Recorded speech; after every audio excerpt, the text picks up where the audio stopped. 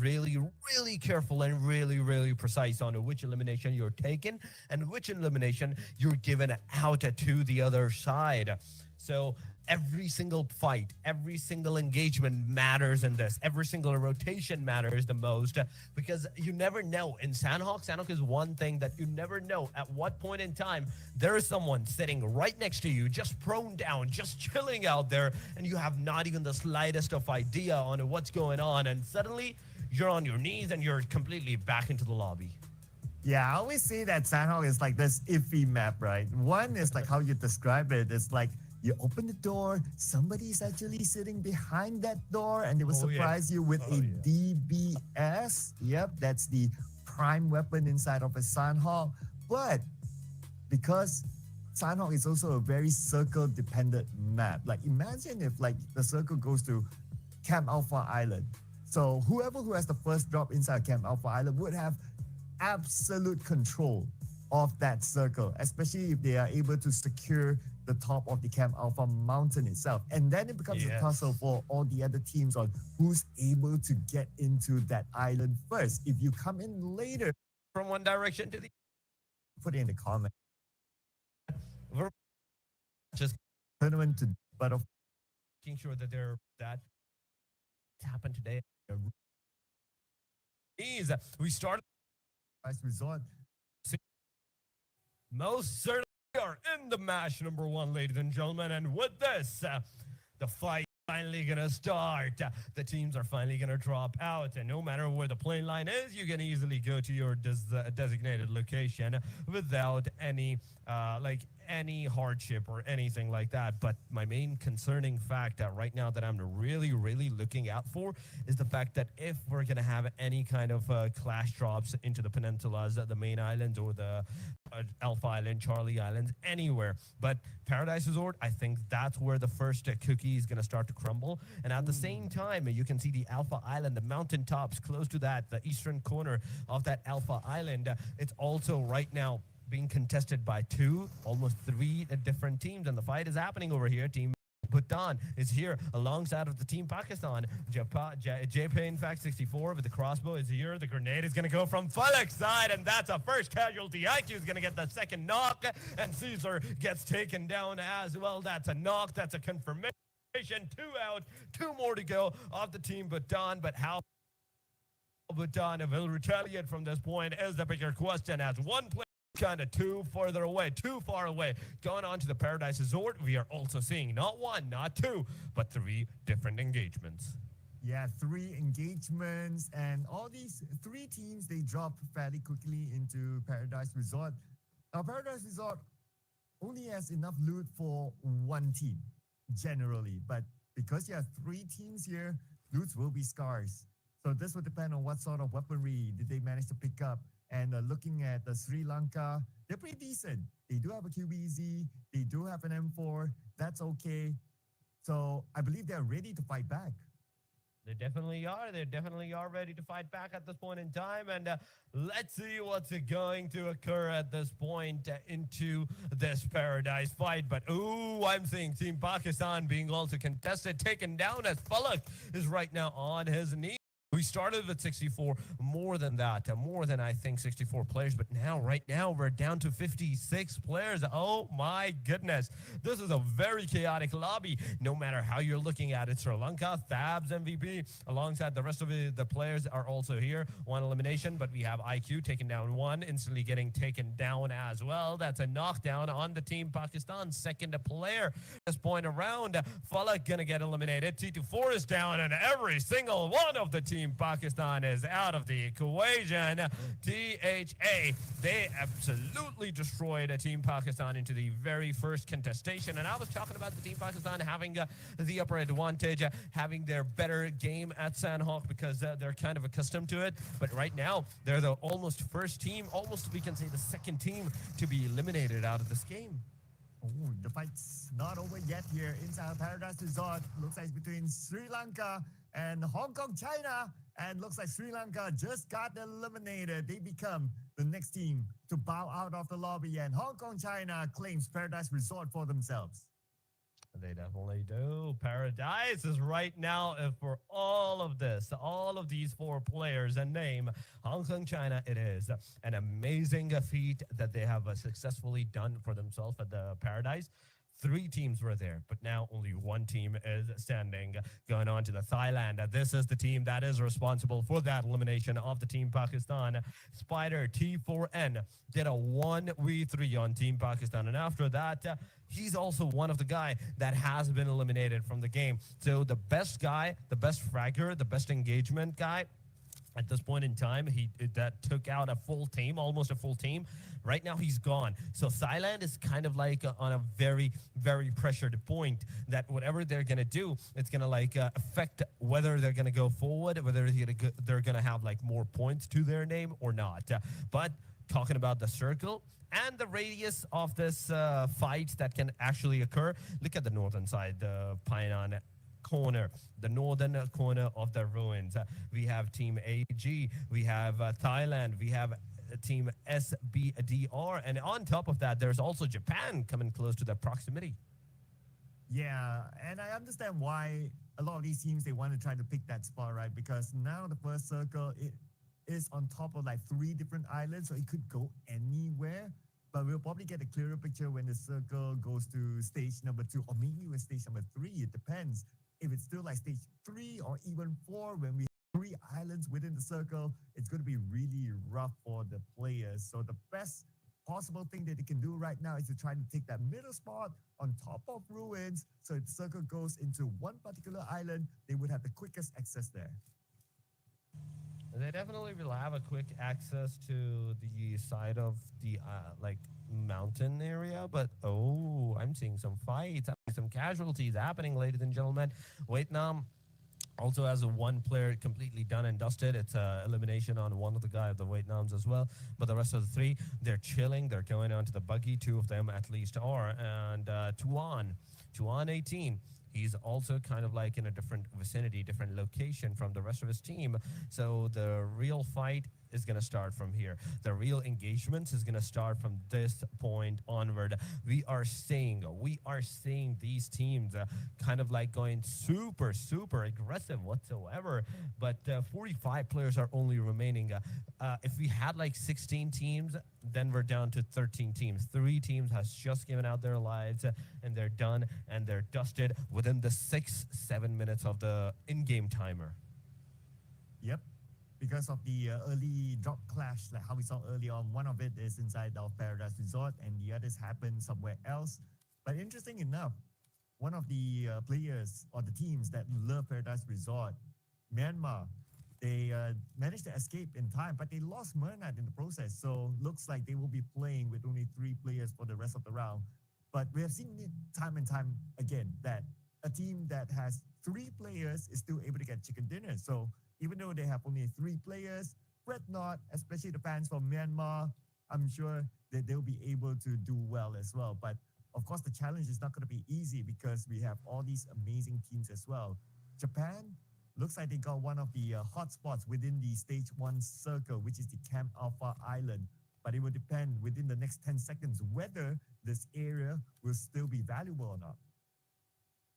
Within these 5 seconds, we'll know if the area is going to be valuable, but I think the circle is going to go towards the eastern. Yes, it does go to the eastern side. I was going to say southeastern, but that kind of seemed far-fetched, so I stuck to eastern side. But aside from this, boot camp right now is at the very almost dead center vicinity of the circle, ladies and gentlemen, and boot camp is going to be one of the places that may be in high value right now. Any team that's going to go into the boot camp, they will have an easy access to their surrounding premises. They can look at the surrounding premises for more of the teams and more of the engagement that they can actually pick off. I think someone should go there, but aside from this, what I'm saying is the fact that everybody's kind of like gathering around the boot camp rather than going inside the boot camp. Yeah, it's interesting that nobody actually took boot camp, even from the very beginning, even up to now. But I believe that we're going to start to see teams going towards boot camp. I can see that Team Vietnam actually heading there. On the elimination feed, we have Smile getting 1 knockdown for himself. So naturally, that happens when teams start to converge with each other. They probably saw a moving vehicle, and that's where they took the opportunity. Hayato will be the next one to fall. He definitely is going to be the next one to fall, but there we go. Wrongs is over here with the DBS in hand. He takes down another one of the Japans. Ladies and gentlemen, that's 2 down of Japan. Down to 1 more or 2 more to go. I think Japan is down to 2 more. Yeah, Japan is definitely down to 2 more players that were on the Alpha's mountains at that point in time, but now they suddenly have to like move inside of that circle because the circle actually went towards the eastern corner, right? But Brunei, Darussalam, so far, 3 elimination, 3 engagements, and they took those beautifully without a single casualty to their side. I can see one of the players of Japan on that mountain ridge, on that mountain top, and Brunei is actually looking at the area. But wait, no way. Another player, another engagement is right now on our screen in the boot camp, ladies and gentlemen, and that is Vietnam losing 1 player. The second one is knocked out, and let's see if he's going to be able to get that triple done in the meantime, and if anyone is going to take this opportunity, seize this opportunity to rush inside the boot camp as well. Yeah, the good news is that it's a long-range knock. I believe it came from Timor-Leste. So as long as it's long range, he's inside boot camp, he should have enough cover to be recovered. And He knows. true enough, Vietnam, they're back as a trio. And they are the only team inside of boot camp. No other team really wants to commit into boot camp. And I guess that's because we only have about 50 more seconds before stage number 3. So you might as well wait and see where the circle will go from there. Definitely wait and see where the circle is going to go. Right now, boot camp is going to be an easy circle target. Why? Because it's right now at almost the dead center of the previous circle. So the chances are highly that the circle is still going to have that boot camp into the ridges, into the trenches. But talking about the teams outskirts of the boot camp, we are seeing Team ATR. Cursed is super close to the proximity of the Timor-Leste, and the fight can definitely ensue. He can definitely do a third party or the backstab from the back angle, but we are also seeing Vietnam being aggressed upon in the boot camp from a different team. That is Team Japan and ANN. Kenji, he's finally going to receive that call out that, okay, staying here is going to be dangerous, so why not go back into the safer side? But the circle is going to go towards the southern side, ladies and gentlemen. The circle is going to go south. One player is still in the boot camp. The other guy is on the other side of the road in the compounds, into the small shacks and the vicinities. He's kind of going to go chill, but the main concerning fact that I can think of right now is the fact that northern angle, the teams from the northern angle, as they're going to approach, it's going to be a really difficult situation, but he's going to put more difficulties on himself at this point in time as they're moving near the Timor-Leste's region, and champions, every single one of the Timor-Leste, they did try to shoot at the guy, but none of them succeeded. Yeah, Timor-Leste right now, they're just waiting for exit frags opportunity from Vietnam. They know that Vietnam is inside of boot camp, but Vietnam also know that Timor-Leste is across them. So I'm pretty sure that they will navigate from the left side of boot camp into the circle just to avoid that line of sight of Timor-Leste. While we check out the other teams rotating into the circle right now, we have Hong Kong, China, who's making a later approach with the vehicle. But Brunei, Darussalam, they will happen to meet up with the member of Thailand. Churdy is here all alone. Oh, he tried to get out of the door, but he was stuck in that building. No way. He got a lot of damage from the Molotov, but now he's finally going to face-to-face with the Brunei, and Darussalam is finally going to take him out as well. That's another elimination, 4 eliminations in total that this team is going to have without even a single casualty. That's the best part. This team not only took those fights, not only took those engagements, and from different teams. They took those engagements from different teams, and without any single casualties. Right now, they're surviving. Now they have to move inside the circle. That's another thing. With Bangladesh on our screen so far, Hong Kong, China is going to receive the damage. One player is going to get absolutely decimated from this point onward, but Aimbot is going to come here. He's finally going to take down the player, and there we go. From Hong Kong, China, that's a 1-to-1 ratio of those eliminations happening, those trade-offs going around, but now it's a 3 versus 3, and we do have to see what that 3v3 is going to actually go with. The MXCC7, in fact, it gets taken down. MAAOP. I'm a OP. Let's see what this guy is going to do, as this guy is going to be the final and only hope. Everything is residing on this person's shoulder. The moment he's going to come out, the sprays are going to connect, and it's all over, ladies and gentlemen. Hong Kong, China, beautifully executing this fight against the team and taking those 4 eliminations.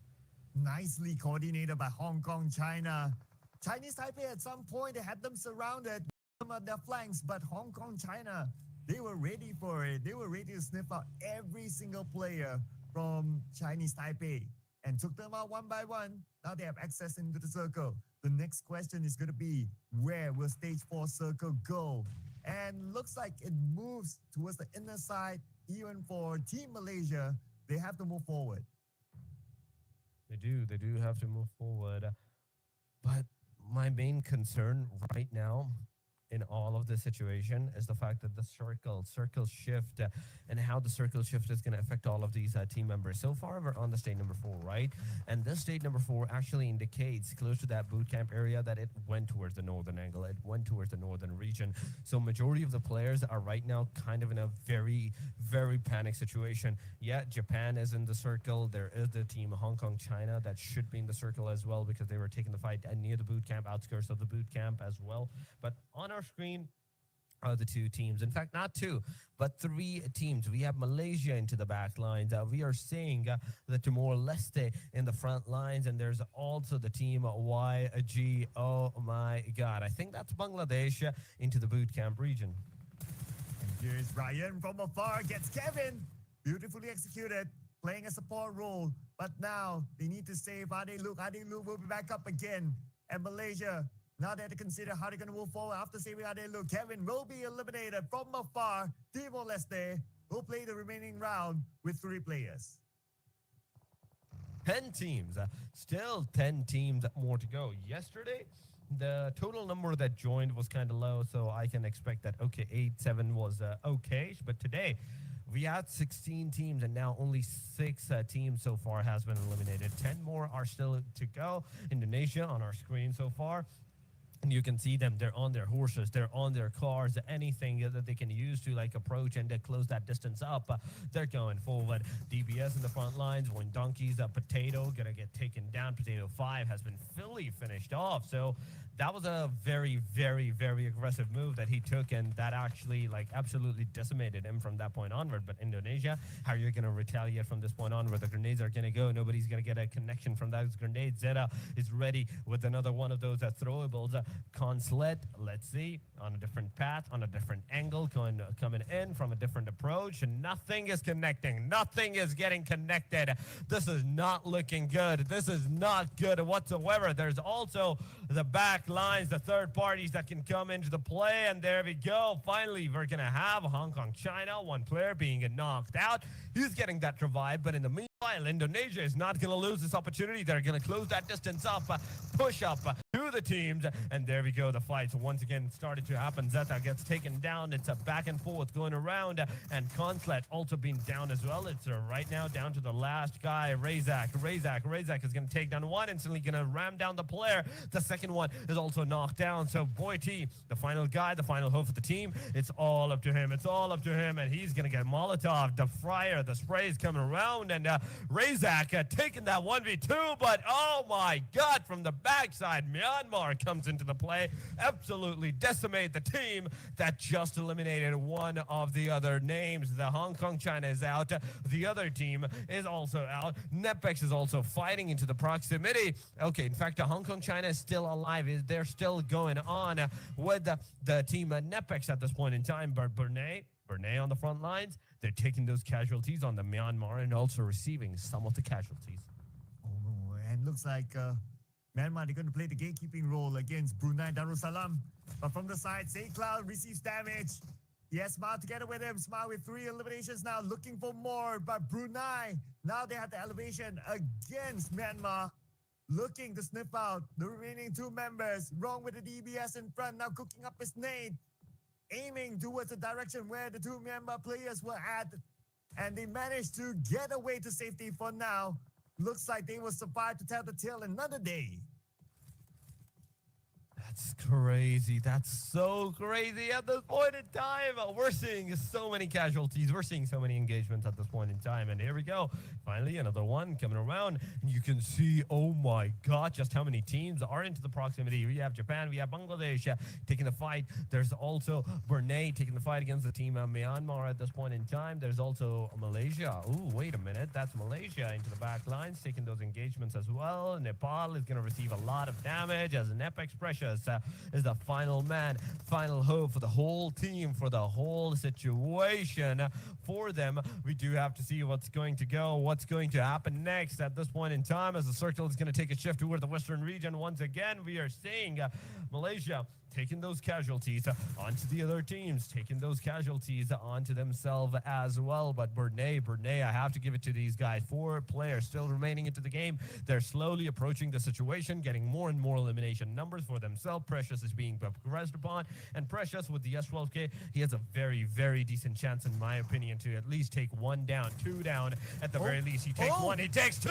Can he take the 3rd one out as well? He goes on the reload. Now you have to go forward. He takes the 3rd one out. Brunei from a heroes to almost being eliminated over here. It's a 1 versus 1 fight going around, but there we have it. There we have it as Starboy came in with the clutch as the star for the team. Make sure that at least one player can be rescued, but the rest of them, they absolutely got decimated. But there was an amazing solo play there by Precious earlier on, just to be stopped by Starboy towards the end. And look at the amount of eliminations that Brunei has right now. They are at 9 eliminations, and they are still in the game. And now they are in top 5 as well. Brunei, they're doing really well this round. They definitely are. They definitely are. But now they're down to the very last 2 players. That's the thing. If they were 4, they would have been more aggressive. They would have started their aggression again from this point onward. But now, as they're down to the last 2, they're not gonna move too much. They're gonna chill here. I can see Yangon. I can see Selcom Digi into the proximity as well, into the circle on top of that. So they're definitely chill. They're definitely good. But aside from this, I see Japan in the back lines. Rumi Q, the final guy, the final straw for the Japan. There is Malaysia, there is Bangladesh, there is Myanmar, and Brunei into this proximity. It is the top 5, ladies and gentlemen. This is the fight of the top 5. 1 versus 2 versus 2 versus 3 versus 4. Malaysia is the only team in all of this scenario, all of this proximity, but not just the 6th elimination, but all the 4 players alive from their side. But finally, they're going to have 1 casualty. They're finally going to get those elimination to their side. Master Smile, you need to heal yourself as soon as possible.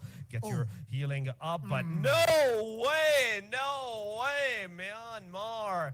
The casualty is definitely amazing. You may aggress upon the player. You can actually chip off his HP and make sure that he gets eliminated by the play circle. And for Malaysia, not only they have a full squad, but they have also the high ground. They also have the circle. As we can see here on the minimap, Japan, they're on the outside of the circle. They will need to fight through Malaysia, but they don't have the numbers. They don't have the terrain advantage. At the same time, Shamil is managing Bangladesh on the other side, and he gets 1. 90-degree goes down, but the name from the other side will finish up this round. Malaysia will score the first chicken dinner today. They will secure the winner chicken dinner of the match number 1, ladies and gentlemen, of the day number 2, the Group B. Match 1 has been given out to Malaysia. But how many eliminations are they going to have? This is the question that I want to know, that I want to be answered. But going on, I think we're going to have our answer in a short while. Yes, they are the winner chicken dinners of the match at number 1 in Malaysia. It is, ladies and gentlemen, going on to the final blows. Bangladesh had 2 eliminations, right? And the other side, the Malaysia, I do believe so, they were somewhere into the proximity of maybe 7, maybe 8, or even 9 eliminations. And if they have more than 10 elimination, they're definitely going to be chill for the next match at the very least. Going on, they have 10 elimination points, ladies and gentlemen. We have Cluck with 460 damage. We have Kasim with 2 as the most assist between all of these 4 players. Then we have Cluck with the most elimination numbers as 3. We have Kasim with the 20 minutes and 29 seconds as the highest number of survival time. Yeah, so with 10 eliminations and a chicken dinner, Team Malaysia scores 20 points as a starter. But also, other teams, they did score a good amount of eliminations, especially Brunei. Last we checked, it was 9 eliminations. But we'll get to the board later on. Right now, we're going to break down the individual players for Team Malaysia. So, Adik Luke coming out with 3 eliminations and 460 damage, the highest among them all. He is the Terminator for the team. And we have Ryan, the child prodigy, 2 eliminations. We have Kasim, 3 eliminations, and Shamils with 2. So everybody within the team did contribute towards the points gathered here for Team Malaysia.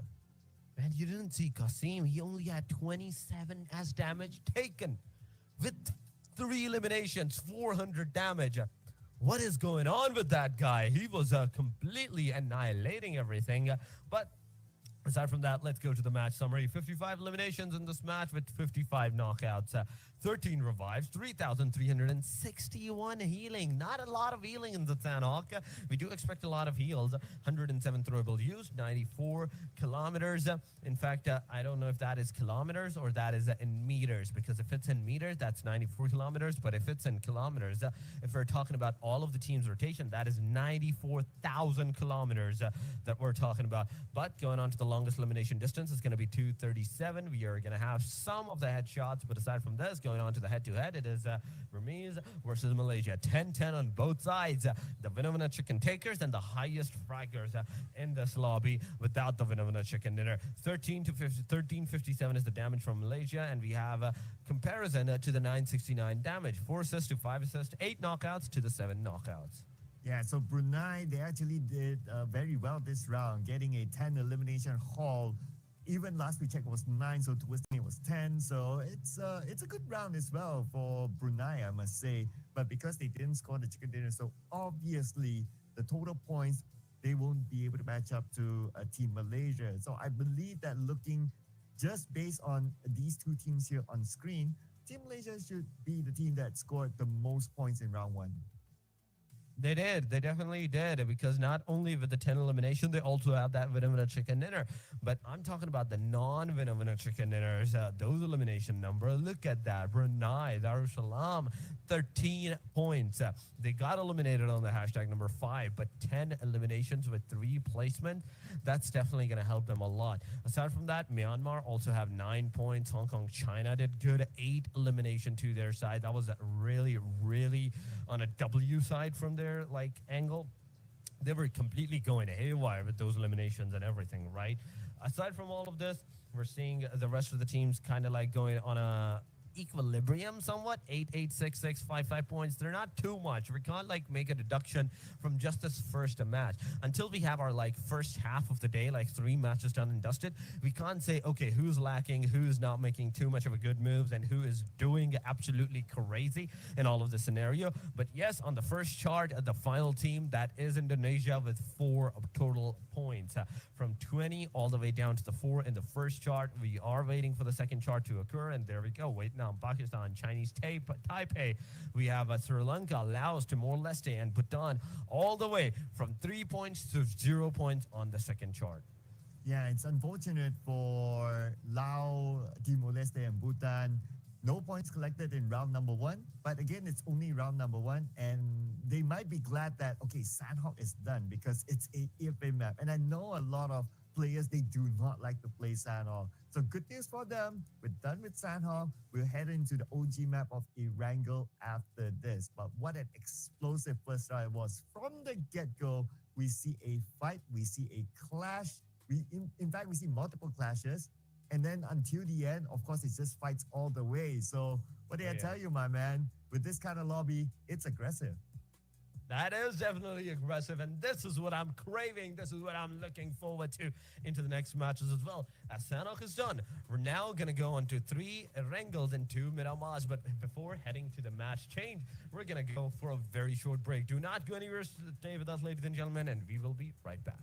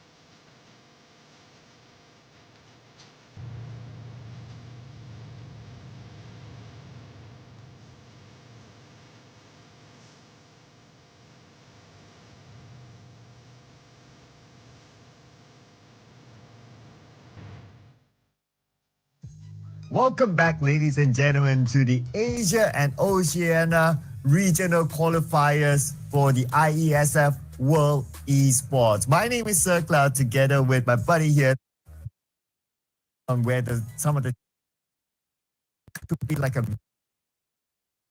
number 2, Irango.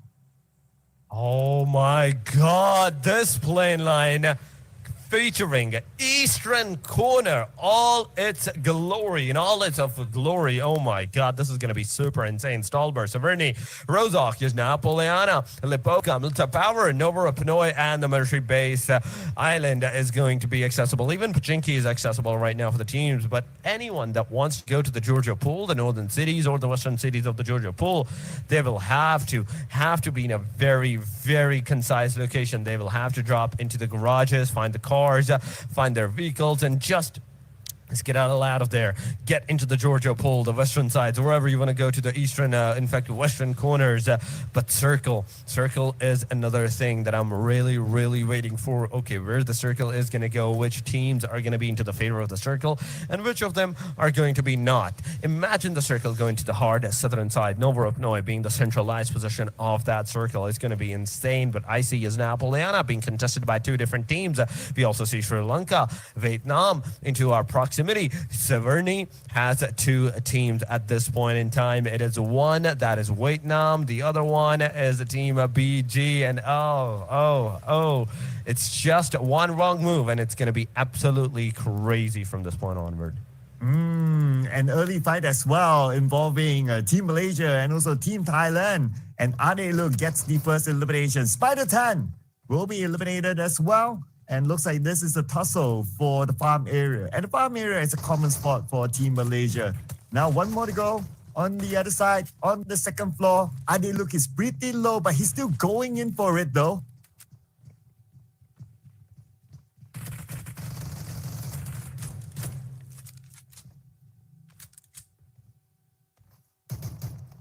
Oh my God, man. The situation is going really, really insane. We are also seeing 3 eliminations from the Team Malaysia at the very least. And Sri Lanka, they're also going to lose one of their players. So it's Dilla, it's Aslan, it's Omega, these 3 players into the proximity of the Severny region. But I do love the fact on how the other team is actually approaching all of this scenario. Vietnam, they're staying together. They're making a duo compilations and moving forward slowly, steadily into the proximity. So it's amazing. 2 to split ratio, finding cars, finding vehicles, making sure that this Severny region, this city is completely devoid of all of those cars. The player has to go as the circle is going to go towards the Yasna Poliana. Look at this. So from Severny to the Yasna Poliana, you're going to have almost 900 meters, if I'm really, really correct on the precision side. So 900 meters, that's where you're going to move on foot. But Yasnaya, at least, we can see one of the teams actually leaving this area. It's going to be Bhutan. They're going to leave Yasnaya or Hong Kong, China to continue to loot. So hopefully Bhutan, they have enough loot before they left. Or maybe if they don't, then they have to find another different spot. Probably they're going to check out Rozok after this. But back on to Severny this time. Looks like we still have these 2 teams here, Sri Lanka and Vietnam. For Vietnam, they sent out 1 player and just to check out another spot that they can shift themselves over to. I guess they might not be interested to continue on the fight. Continuing on the fight. Okay, right now, after that first initial eliminations of Thailand versus Malaysia, we can definitely see the lobby kind of cementing themselves in a safer approach, safer side locations, as the players are kind of so far going slow, steady in all of this situation. But 15 teams have joined. Once again, we're 1 less team into this proximity. I think there is 16 teams, or I'm not sure if there is going to be 15 teams in total in all of this scenario in today's matches.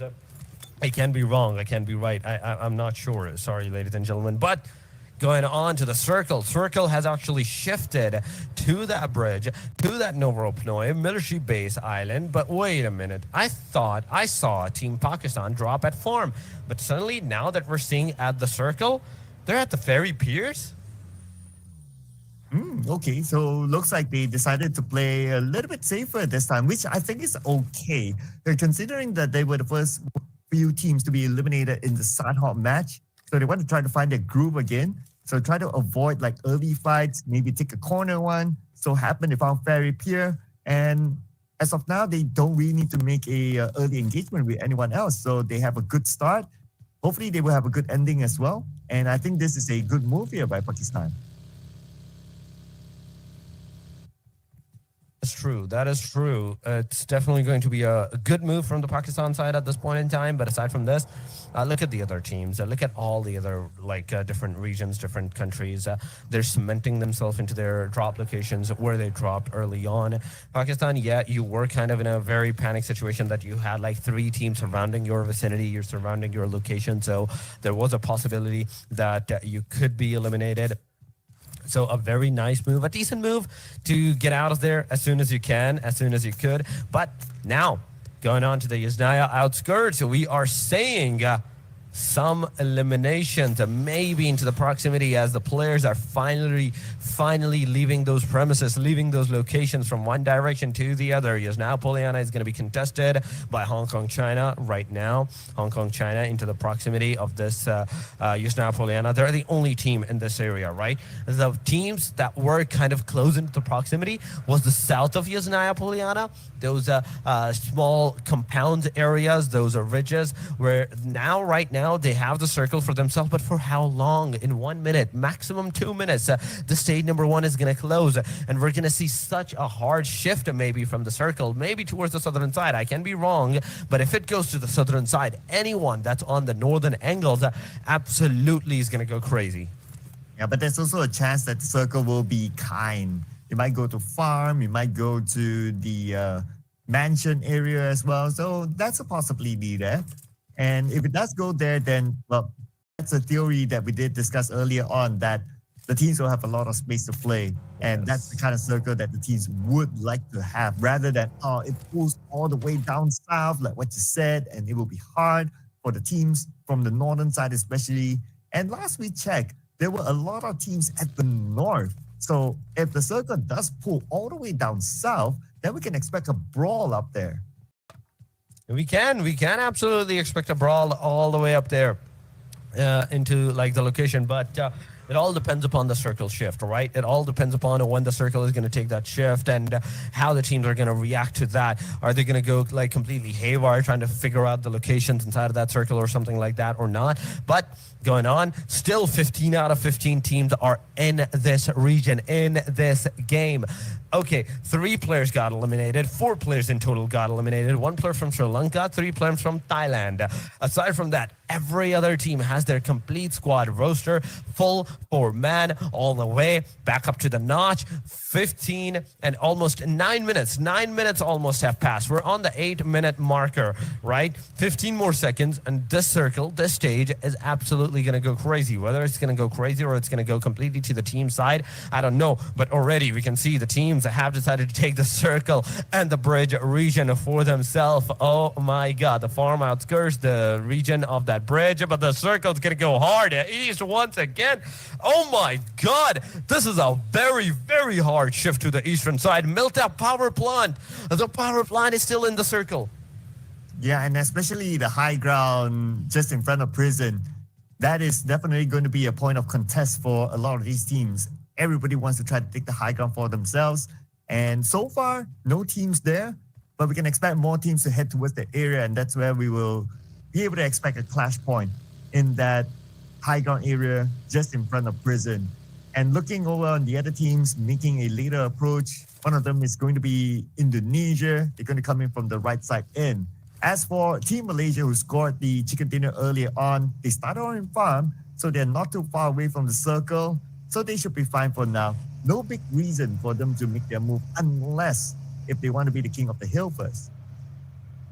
They do definitely want to be the king of the hills at this point in time. Right now, we do will have to see what's going to be the next case and next move for all of these different teams at this point in time. We're seeing Team Pakistan finally moving from their western side of region to the eastern side of region. They're going to go to the shelter area, but outskirts of the Pachinki, we're going to see two different teams, two different names, two different regions up against each other, maybe or maybe not. As right now, they're deciding whether to take the fight or whether to not take that fight. Malaysia is over here. Ryan, he's shooting at the players into the proximity of I think Bhutan, but Bhutan is such in a hidden location that those sprays are definitely not going to approach them until like he has a really decent scope, like 4 times or even a 6 times at this point in time. But Pakistan, T24 OP on our screen so far. They have those compounds for themselves, and this is the bridge that I was talking about. This is the region that I was talking about, like the mountain, not the bridge top. The bridge top, this railings, he can see either to the back lines, he's going to find the players that may be rotating, maybe not. He's going to look at the front line. They're ready to take that action once again into the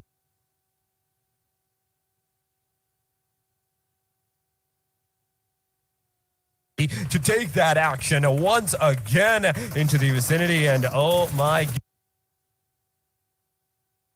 God, let's see what's going to happen. And as Shishkar is finally going to have a knockdown, he's finally going to get an elimination. Action once again into the vicinity, and oh my God, let's see what's going to happen. And as Shishkar, he's finally going to have a knockdown. He's finally going to get an elimination onto the players. And VD, Zeta, is almost the last player remaining into the proximity. Those 2 eliminations are definitely going to help them so. The third one is also down to Potato, the final guy from the team Indonesia, as a wine donkeys. It's all up to this guy. It's all residing up to this person. Yeah, and he's going to play super safe by parking himself inside of Milta Power. A totally understandable move since he doesn't have any of his other teammates left, and he has to fend for himself. So the best he can do right now is play for some points, hence the very safe approach. On the elimination feed, William from Timor-Leste just got gunned down and got eliminated. And looks like the circle continues to shift down south. This time, pretty focused onto the Milta area. And if we were to look at the northern side, we have at least 4 different teams there that's still around the area, and they're making a move, but some of them seem to be heading towards the same direction on the right side, especially between Japan and Hong Kong, China. That's true. That is true. But what I want to see is when we first came into this match, I was expecting the complete chaos. But right now, I'm not seeing that chaos whatsoever. Yes, we're down to the 15 teams at this point in time, but going on to the damage, these are the top 10 down. Approaching the situation, but they're definitely going to be in the fight. They definitely need to be ready and well prepared for what they're about to do, for what they're about to get into as the fight is going to approach. The sprays are going to come. Max LV, come on. He survived. He dodged all those bullets. Every single bullet was on his car, and he's finally going to get out, kick a grenade. He's going to throw it up, and that is absolutely going to maybe decimate the players. There we go. This first grenade is going to go. It's going to connect. And there we have it. RARQ AGNN. He's going to have 1 knockdown. The second one comes into the play. Vietnam is going to secure 4 eliminations. A nade elimination from AGR XN from Vietnam side. Absolutely crazy going. But 1 player is right now knocked out, Sir Cloud. Oh, but from behind, look at this. Aimbot. He sees a player from Chinese Taipei. But right now, the player is going to pressure them. Defensive spray by Aimbot, hoping to be able to aim down his opponent, but not able to get it. But unfortunately, he's also the last player standing for Hong Kong, China. He has to focus on himself, but looks like he's not going to leave any man behind. He's going to focus on to saving his teammate first, but I worry for him that it might be too late. He might be a little bit too late at this point in time. We never know what's going to happen. Like anything is a possibility at this point in time. But Pakistan, Naki. This is the first elimination that they're going to have. Chinese Taipei, they're also going to have those 8 eliminations to their name. Team Pakistan is going to have another elimination towards their side in a short while, maybe. But so far, it is just that one elimination that they're going to have. But Chinese Taipei, oh my God, MXCCC. You are absolutely crazy by taking that guy out of the car in a straight up manner. But now, we're down to these top 10 teams, ladies and gentlemen. 13 teams, in fact. 13 teams are still alive. 42 players remaining into the game. MXCCC, the final hope of the team, with a UMP-45 in the hand. The other gun is going to be an Ace-32, but the player rushed in on the face. Hayato just shoot that gun right on the point-blank range. He couldn't dodge. He couldn't go anywhere, and it's all over. The player is done. The player is dusted, and with another team goes out of the window. And there goes another team eliminated, leaving us with 12 teams left. And looks like Pakistan is in the fight with Vietnam. Falak gets Boiti, eliminating him immediately. And looks like they have this high ground advantage, and that's why they are stopping Team Vietnam from coming up to the high ground. But here comes Team Myanmar just behind Team Vietnam. So this could be a three-way war coming soon. Three-way war. It's coming on. Pakistan versus there is the team Myanmar into the proximity. There's also, oh my God, Vietnam into the area as well. So it's a three-way deadlock going around. Anyone that's going to even give out their locations to the other one is absolutely going to get decimated. There we go. One player, Myanmar, actually took down the guy. In the meanwhile, Vietnam gets absolutely decimated. Wait a minute. Vietnam was just here, just circling in the area, and suddenly now they're done? They are done, it seems. They had a hard time actually trying to get up to the high ground because they were blocked by Pakistan, and at the same time, Myanmar was approaching them. So they didn't really have space to play with. And unfortunately, eliminated number 12. But we still have 11 teams here. And we're going to see the next stage of the circle in about a minute more. Most of these teams are already in the circle, so it's going to be okay for now. But for teams that are by the edge, like Myanmar, maybe even Thailand, who had that one player left, which is Shirley, they need to think how they want to get forward next, because the high ground is going to be a hard place to play with, especially if you have other teams already there. That's true. That is true. But right now, what we're seeing is an absolutely crazy circle, ladies and gentlemen. It's completely almost into the open, but on the mini screen, you can see the fights actually engaging at the eastern corner. China, in fact, Japan is there. There is the team Nepal into the proximity as well, moving around, moving away from the area, and kind of like, okay, in a safer side. The approach is a safer side, but for how long? This is the bigger question, because the circle is about to take another shift. The stage number 5 is about to happen in 50 seconds maximum. And those 50 seconds, even 20 seconds, I would dare to say 20 seconds is going to be the absolute maximum. But here we go. The circle is about to take a shift. This time around, it's going to go to the south, toward the western. So southwestern it is, to that city of the Milta. And those Milta city areas is definitely going to help some of the teams that is already cemented, that has cemented themselves into the area, into that region, to be in a safe side spot. But for how long? Everybody has to finally move a little bit, if not too much, a little bit. Your location will be provided to the other team because of your movement. The moment you're going to get out, you're going to take out the cars, and they will definitely be looking at you, just like how Nepal has actually taken down a Timo right there. That's the first elimination that they're going to have. They're looking at the more players, but the sprays are not connecting so far. Babunya Dar es Salaam not having a good round. Right now, they're still on the outside of the circle, and it's starting to be congested within it.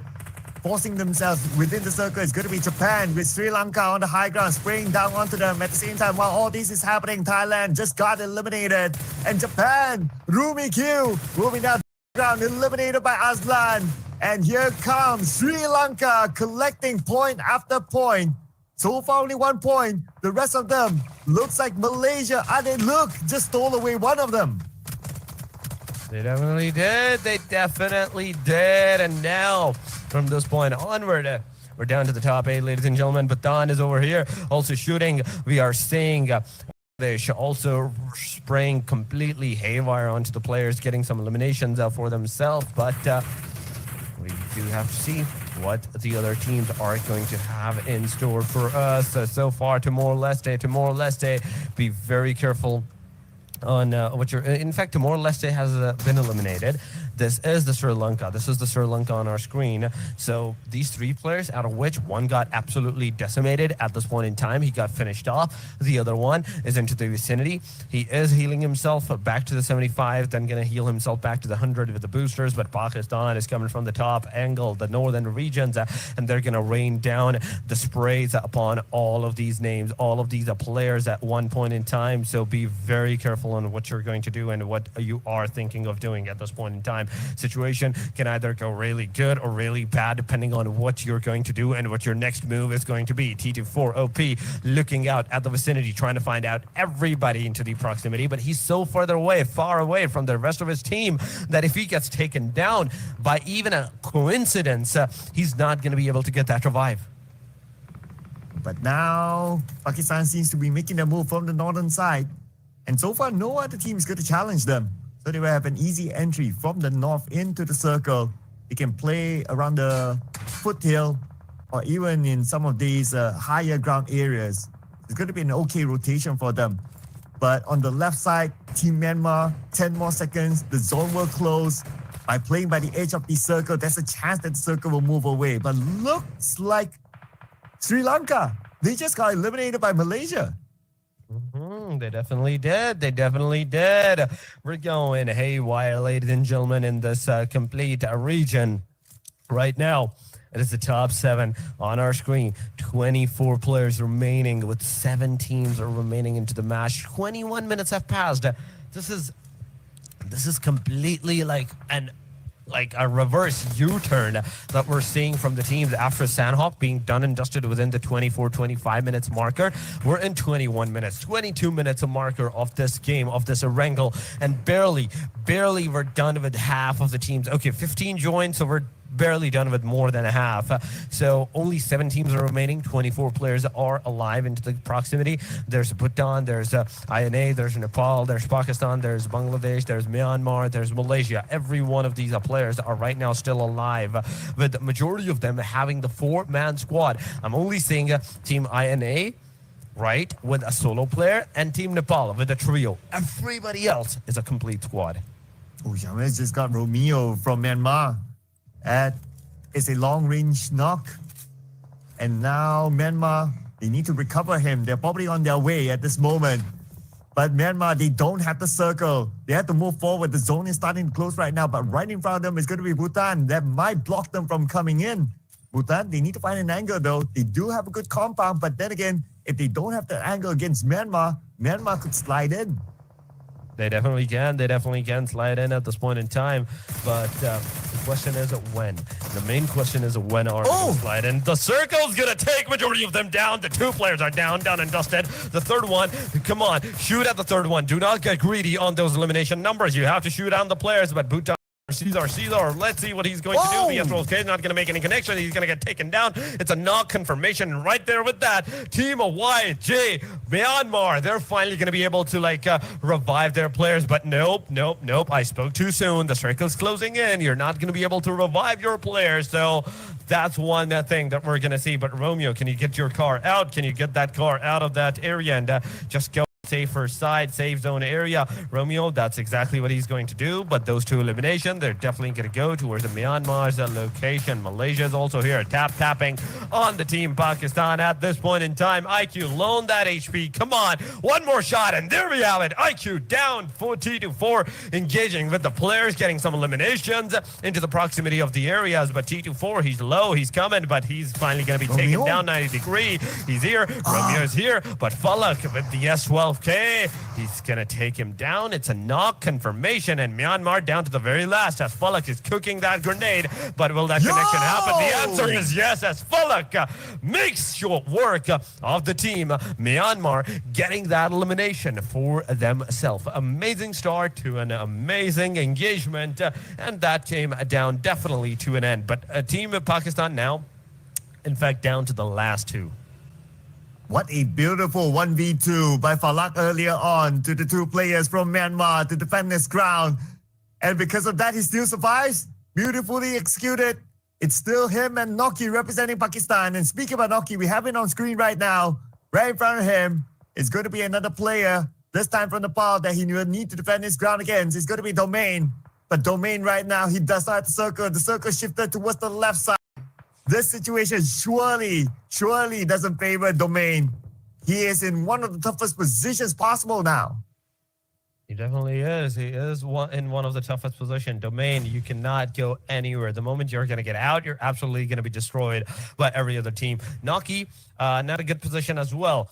Yeah, he is looking out for Domain at this point in time, but this Domain grenade, it might make an end for you. And there we go. It definitely goes close to the Noki side, but not enough. Noki can get absolutely destroyed from that point in angle. Noki's here. Domain is on to the other side. He's slowly approaching this situation, crawling in. He can definitely see Noki on barefoot. There we go. It's completely open. Domain gets taken down as he takes down Noki by the 6-9. There we have it. Nepal out of the game. Bangladesh with the 4 eliminations. 4 men still standing. Team Pakistan down to the very last guy. That is Falak on the very top of the mountain. He's shooting at the Team Bangladesh, but not making any connections on those knockout scenarios. So 6-9 on the back line, but behind that rock.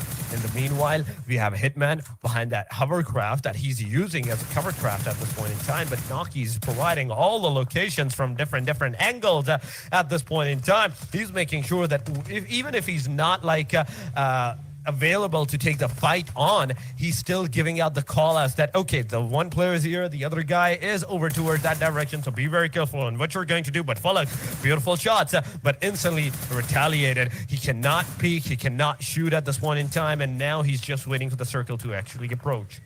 Oh, and still Falak with the high ground advantage. Get in the car. But he might not get the circle advantage. When the circle goes stage number 8 in about 15 more seconds now. So he has to make do with whatever that he has right this moment.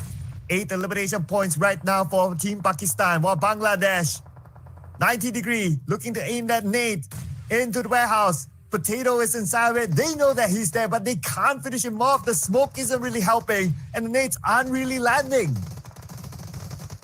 Oh my God, the top 5, ladies and gentlemen. It is a 1 versus 1 versus 3 versus 4 versus 4 that's going on. Falak, low on that HP, and finally he done and dusted. It's all over for the Team Pakistan. The hashtag number 5, they went out. Grenade on the face. Potato, how is he surviving? That's my question. The grenade clearly went inside, but my main concern is, how is he surviving that splash damage of that grenade? Everything that is being dumped upon in this shack, he's absolutely taking it like a champ.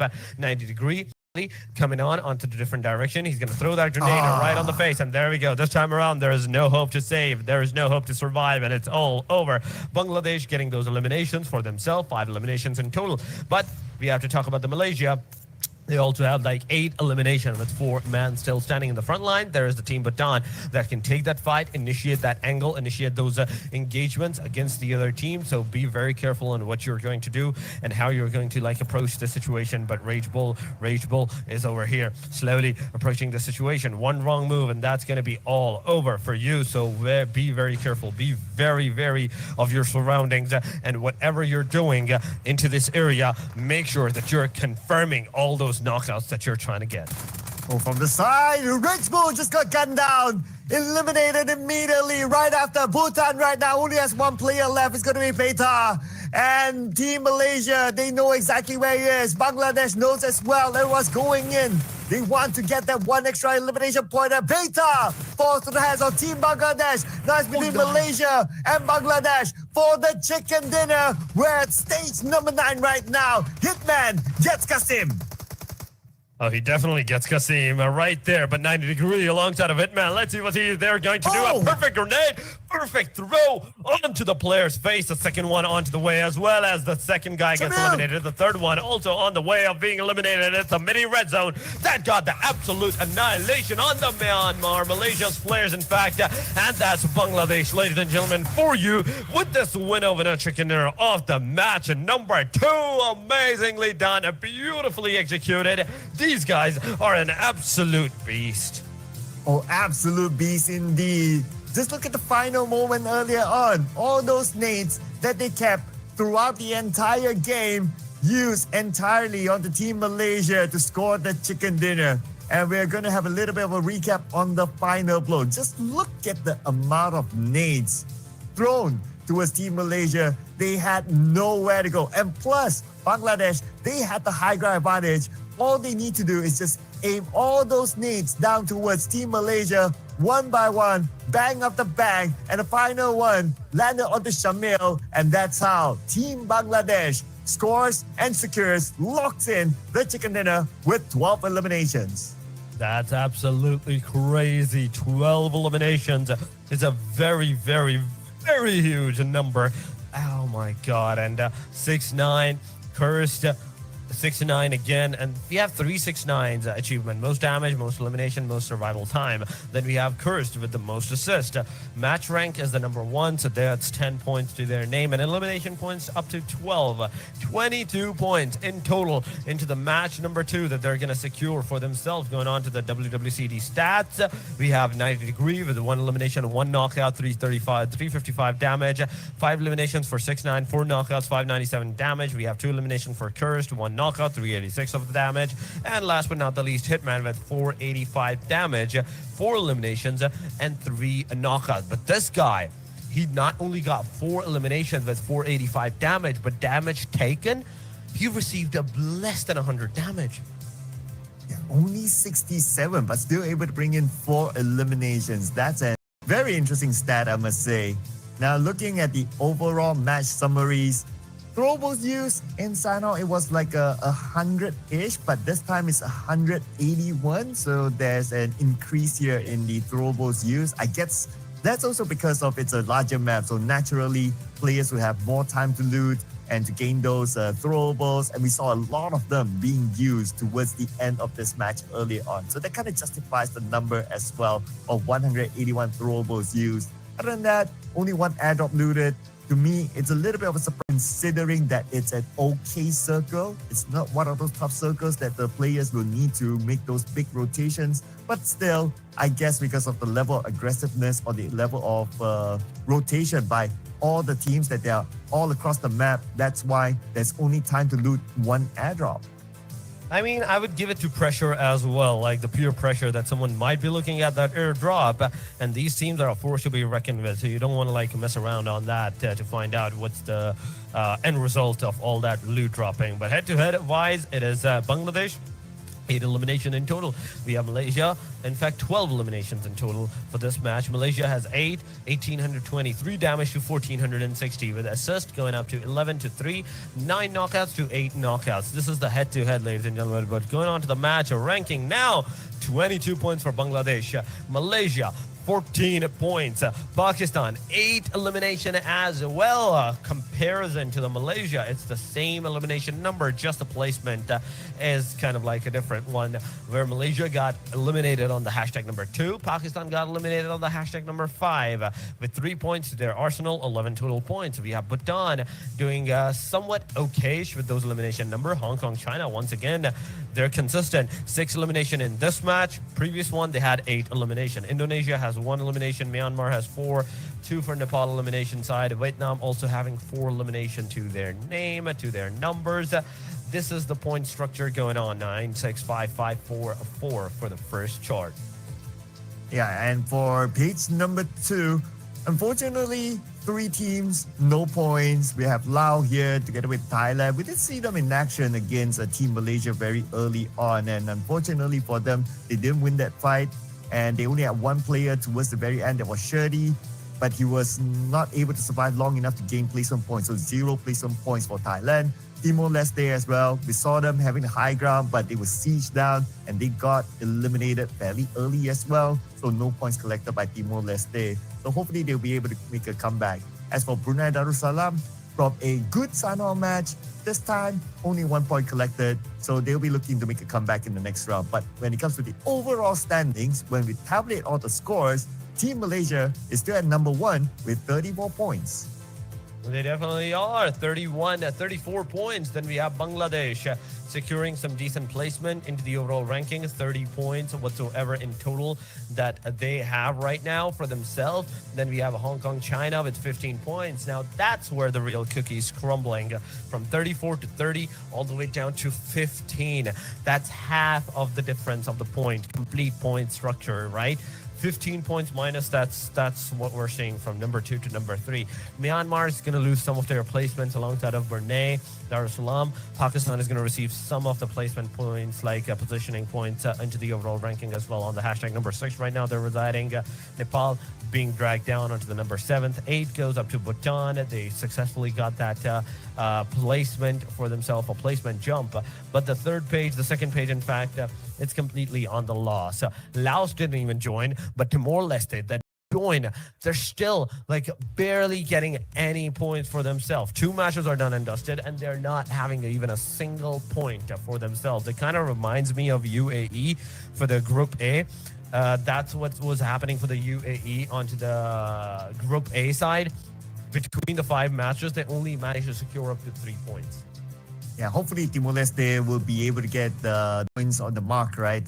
Coming soon, because you don't want to end the day with a 0. But of course, it's still early for us to talk about a team ending the day in a 0, because we're only 2 games in. We have 4 more games to go. But after this, we're going to go on to game number 3, and we're going to replay the same map again. That is going to be Erangel. And now that the players have the experience of playing Erangel with this lobby, I'm sure there will be major adjustments.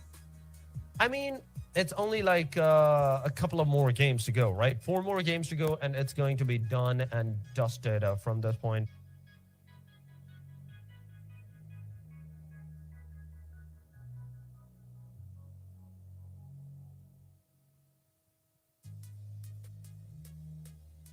Yeah, but anyway, ladies and gentlemen, we're going to take a short break before we head on to game number 3. So don't go anywhere. We'll see you guys after this.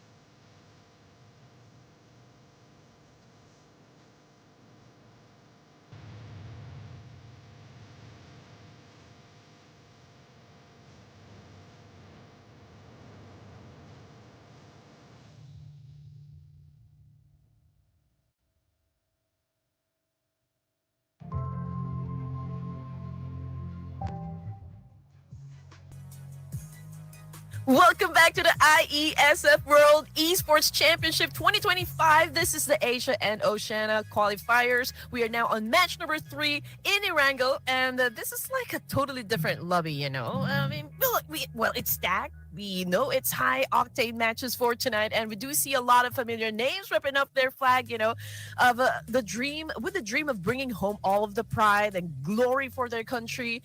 But you know what? For the remaining matches, it will be Red Queen and Sir Cloud ready to take you guys in a world of action. How are you, Sir Cloud? Fresh from Japan? Oh yeah, fresh from Japan, and I have my whole red outfit here to say hello to the Red Queen. And I noticed that you have a new chair as well. Oh yeah. It's because my back is already hurting, you know. We cast like for how many hours? 4 to 5 hours every tournament. And so I needed to get myself, you know, something comfortable. And this is pretty cool, right? It's a good investment. It's a good investment. Always take care of your back, ladies and gentlemen. And after a certain amount of time of sitting, you guys should walk or just move around as well. That's a bit of a PSA for all of you out there.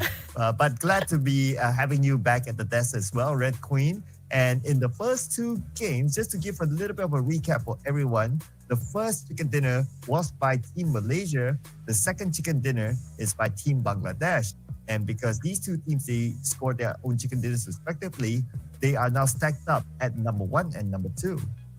Yes, I actually saw the overall rankings just moments ago, and I'm pretty surprised that, you know, Bangladesh kind of packed some heat, you know, during that first Erangel match. Now, I do wonder if that's going to be the same case, because we're going to have 3 Erangels for this evening, and so I would want to see if they could replicate, you know, the same strategy, the same energy, and get the chicken dinner once again. You know, yesterday for day number 1 of Asia A, well, let's say Group A. That's Group A. There was a team that actually scored a chicken dinner, 2 chicken dinners in a night. So maybe we can see something like that happen today. Yeah, but this lobby is pretty tight, right? If you kind of think about it, right? Like you have like amazing teams, amazing players we often see in the professional scene as well. So it's kind of hard to tell who might get a double or if there will be a double at all, because of how competitive this lobby is, I would say. I know, right? And we got some champions over here representing up Myanmar, if I'm not mistaken. Yes. So I just know that it will definitely be a hot showdown, you know, for this specific group. And I'm already excited at what kind of, you know, some clutch moves I'm going to see for the remaining matches. I am stoked. I like how you're dressed up today as well. It feels very like formal, unusual. is it? I know, right? It feels like you just I feel like came I'm back. going to the bank or something. I mean, You look like you're going for a job interview. yeah. Hi, hello, good evening, ladies and gentlemen. I'm applying for being the caster of IESF. Wow, we're back to Erangel. I like that. I like that. That's a smooth one. Smooth transition as well. As we transition into our game number 3, ladies and gentlemen, it's going to be a very different flight path this time. The flight path will be skewed towards the southern side. So we can expect teams to drop somewhere in between to try to go up to the northern side.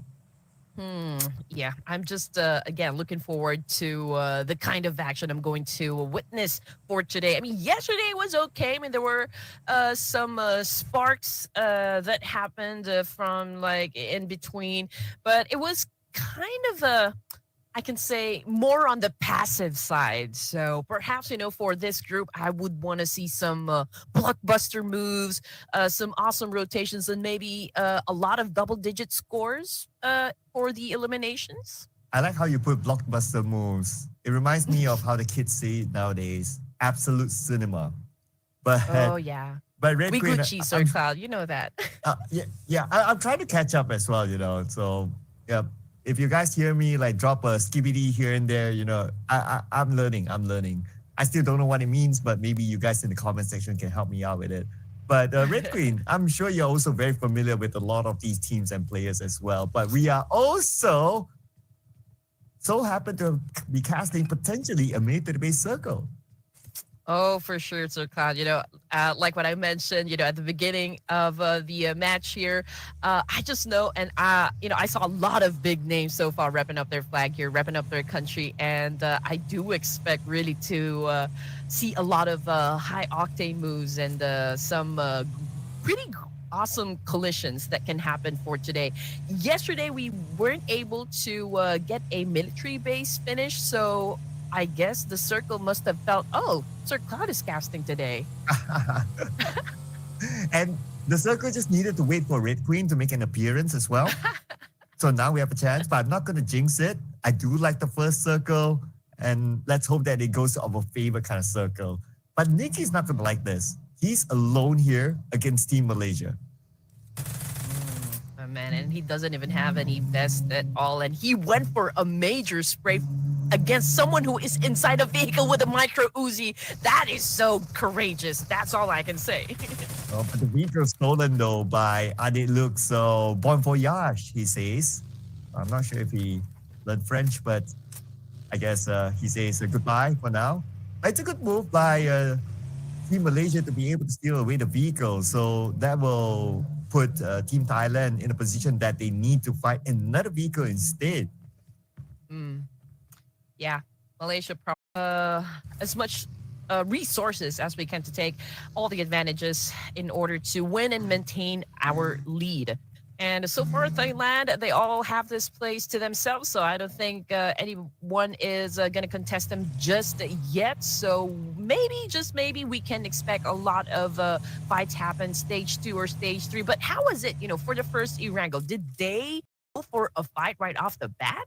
Well, we had an early encounter inside a farm between Team Malaysia and Team Thailand. And there was a bit of a scuffle in Severny, but everyone just focused on the rotation after that. And totally understandable, right? Because it's still early into the tournament. This is the first day of Group B. Everybody wants to have a good start and probably won't take unnecessary fights. Same like what we're seeing here on screen. Like, if you can avoid this fight to get into main database, that's exactly what Sri Lanka is doing. Yeah, I mean, it's a tricky part, right? This is perhaps the most dangerous part of E-Wrangle, I can say. So everyone needs to be in a very safe place, in a very good vantage point. And so I feel like, every team here is prioritizing to get into a very good location before they would want to get into any engagement. And as for teams here, they're all safe and sound. We haven't heard any gunshots just yet.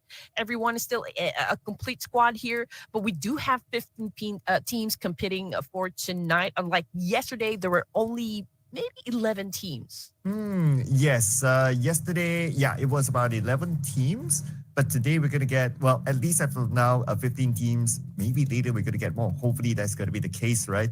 But with 15 teams, we also have to look at the quality of teams as well. Like, just look at this. Myanmar, they feel their best team, recent champions. And then you have like Team Malaysia, who is also a mix of like very, very high caliber players. And then you have Indonesia as well, very known players. And also for Brunei, gotta give it to them. This lineup or these few players recently also qualified into the professional scene. So this is a really stacked lobby that makes things really interesting to see, especially for Group B. Maybe that is why we have a lot of viewers for today, because everyone's so eager to know, like, okay, how is this roster going to do in this competition? And so far, everyone's looking at the recent champions over here. I mean, we got them representing Myanmar for this tournament, and of course, everyone is curious if they're still gonna top, this tournament. Maybe show everyone how it's done. But yeah, we're looking at them, and they know someone is just lurking, within the area, and they're trying to hunt them down. I don't know what Champagne is going to do in this situation. I mean, obviously it's going to be 4v1, so I don't know what the rest of the backup is. Yeah, not too sure though, but he's all on his own right now. It's going to be a 1v2, and it's going to be a straightforward knock onto Champagne, and Say Cloud will land the final blow, and that is going to be the first elimination given towards Myanmar, picked up by none other than Say Cloud. It was an obvious outcome. I mean, it was a 4v1 situation, so we're not really expecting that he'd survive that one unless he is a ninja. But anyway, we only have one player that got eliminated, and now we're looking at, of course, Indonesia. And I believe this is also perhaps a similar situation, but we do see a teammate not far behind, but I don't think they will be taking up this fight. And these are the boys of Sri Lanka. Yeah, Aslan's not gonna be interested. I mean, he's alone, but at least he did this. So he has an idea that okay, there's somebody there, so they might not want to take the fight head on. But Mernat spotted another player from Timor Leste, just took him out, and we might expect more fights to happen here. Now the follow-up is happening. Kevin is calling up for help, but again the same situation. No. His teammates are nowhere to be found. Kevin is home alone. My goodness. I get the reference. Yeah, I don't think Kevin is going to survive this one. I mean, he's currently facing the floor, bleeding out there in the open with no backup, with no teammate whatsoever. So I think this is a pretty easy 2 points in the bag here for Myanmar. And so far, they're the only team who was able to score some points for this game. And now we are looking at, of course, Team Pakistan over here. And this is their usual place, I can say. They love to hang out here, so they're waiting for any teams perhaps to cross that bridge, and that's an opportunity right there, for Team Pakistan to score a lot of points. But it takes a big risk to actually be staying there. I want to see who's going to take the big risk of still staying on the main peninsula, because now the circle, military base, let's go. And Red Queen, just look at both bridges. On the left side, you have Brunei there. On the right side, you have Thailand. It's all being gate capped right now. So teams who want to come in late, well, they might want to figure out an alternative to get into the military base. Pakistan and Thailand, they're gonna ask for any identification with them before they can even pass through the bridge. And if you don't have any identification, then oh no, I don't think it's gonna end well. For those teams that would try to cross the military to the military base here. But in the meantime, we're looking at Brunei, okay, and they are also just waiting for any teams that will cross and get within their line of sight here, and they are ready to make it rain. I think for the other teams, they're scouting. They're still probably going through towns to get something and to fill up their backpacks. But for Team Pakistan, it's all business right now. I mean, they were able to get their weapons, fill up their backpacks, and now they're just staying here, waiting for anyone that would take the bait. Yeah, but Team Japan, they're taking the time though. It's still around the area of Pochinki as of now. And clearly this area is not in the circle. So they have to figure out how they're going to get into the military base later. But on the elimination feed, looks like Sri Lanka. One player gunned down, but no follow-up. So it could be a long-range knock. So it could be back up anytime soon. Yeah, that was probably a warning shot, coming from Noki over there that it's not going to be easy for you to cross from the main peninsula down here to the military base. You will have to deal with us. So let's see if they can actually do that. That is actually a big threat right now because it is such a good position. But anyway, I think Team Pakistan is going to have to deal with a team right behind them. And I believe those are the Team Sri Lanka and even Bangladesh. So I believe there's a lot of teams flocking in that specific spot. Yeah, and we can expect more to come because look at the timer right now. 30 more seconds before we head on to stage number 3. And we still have a good amount of teams spending time in the blue or on the main peninsula. Say Cloud gets one for himself, but now Thailand, they're tanking the blue. Thailand, they have not moved at all to my surprise. And not only did they not move, but they didn't make any moves to stop any teams from crossing.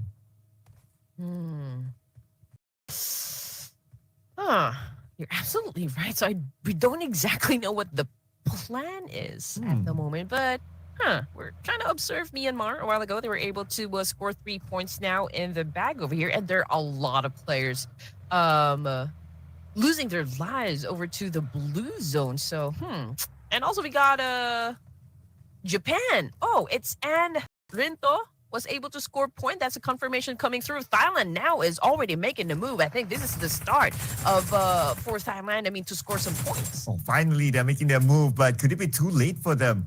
Because teams, they're starting to exploit the right side of the beach line to go in.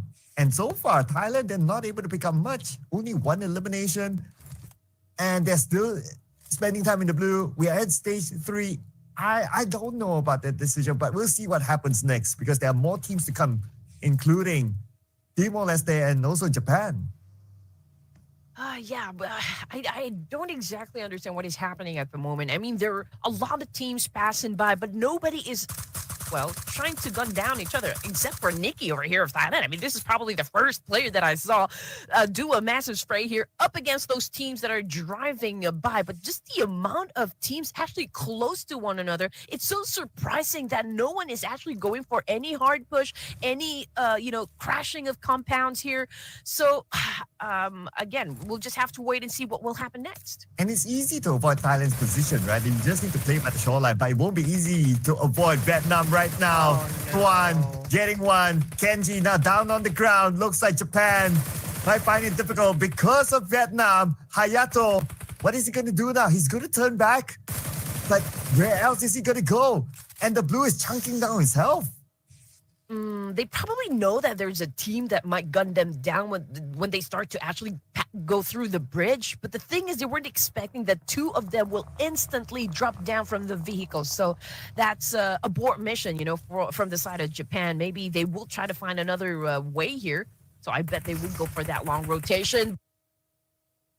That's got knocked down. Confirmation coming through, and Japan got eliminated. And now we are looking at 2 teams again, trying to gun down one another. Omega getting dropped like that. Malaysia getting a point, but they already have 1 casualty over here. And here comes Ryan with the elimination. The prodigy of Team Malaysia looking for the remaining members of their opposing side on the other end. But Ryan receives damage from afar. There's so many teams around this area. They have to be extra careful not to overexpose themselves. Chinese Taipei also got eliminated. So stage 3, and we already said goodbye to 2 teams now. We're looking at 13 teams remaining here. And again, we got players from Bhutan getting knocked down in another part of Erangel. Actually, the kill feed is lighting up at the moment. But you know what? We're not going to take our eyes off over here to Sri Lanka versus Malaysia at the moment. Dila 31 with a vehicle explosion. Aslan knocked down on the ground, courtesy of Ryan. But the dance-off is not finished over just yet. And that is such a brutal thing to do. That is a shotgun to the face that made him drop instantly on the floor. At the end of the day, it is Team Malaysia winning over this compound, but heavy casualty on their side. 2 players eliminated. On the left side bridge, we have Brunei.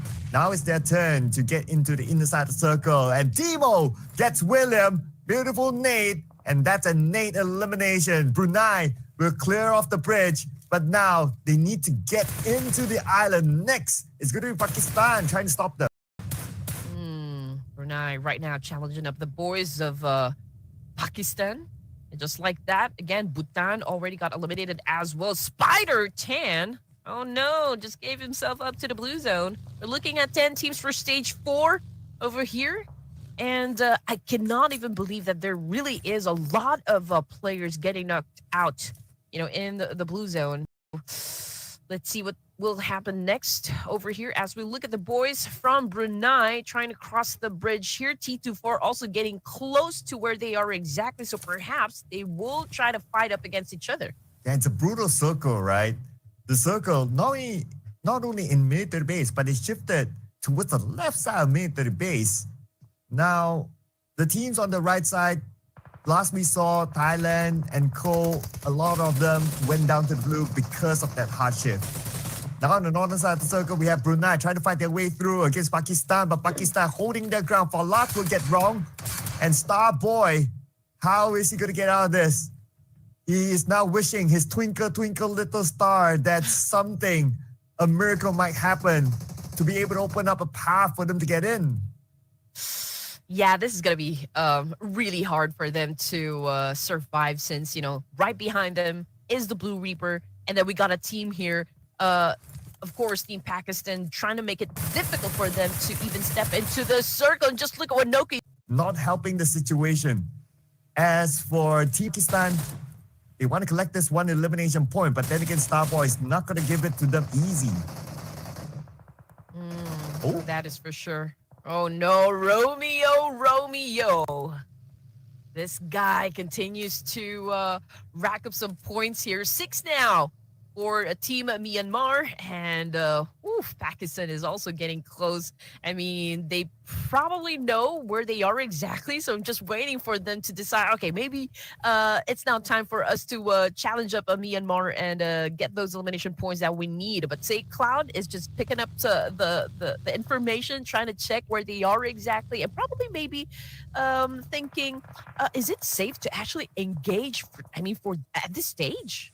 Yeah, they're calculating the situation, right? And they need the information as well on how close the other opponents are, because you don't want to be either long range or be third partied in.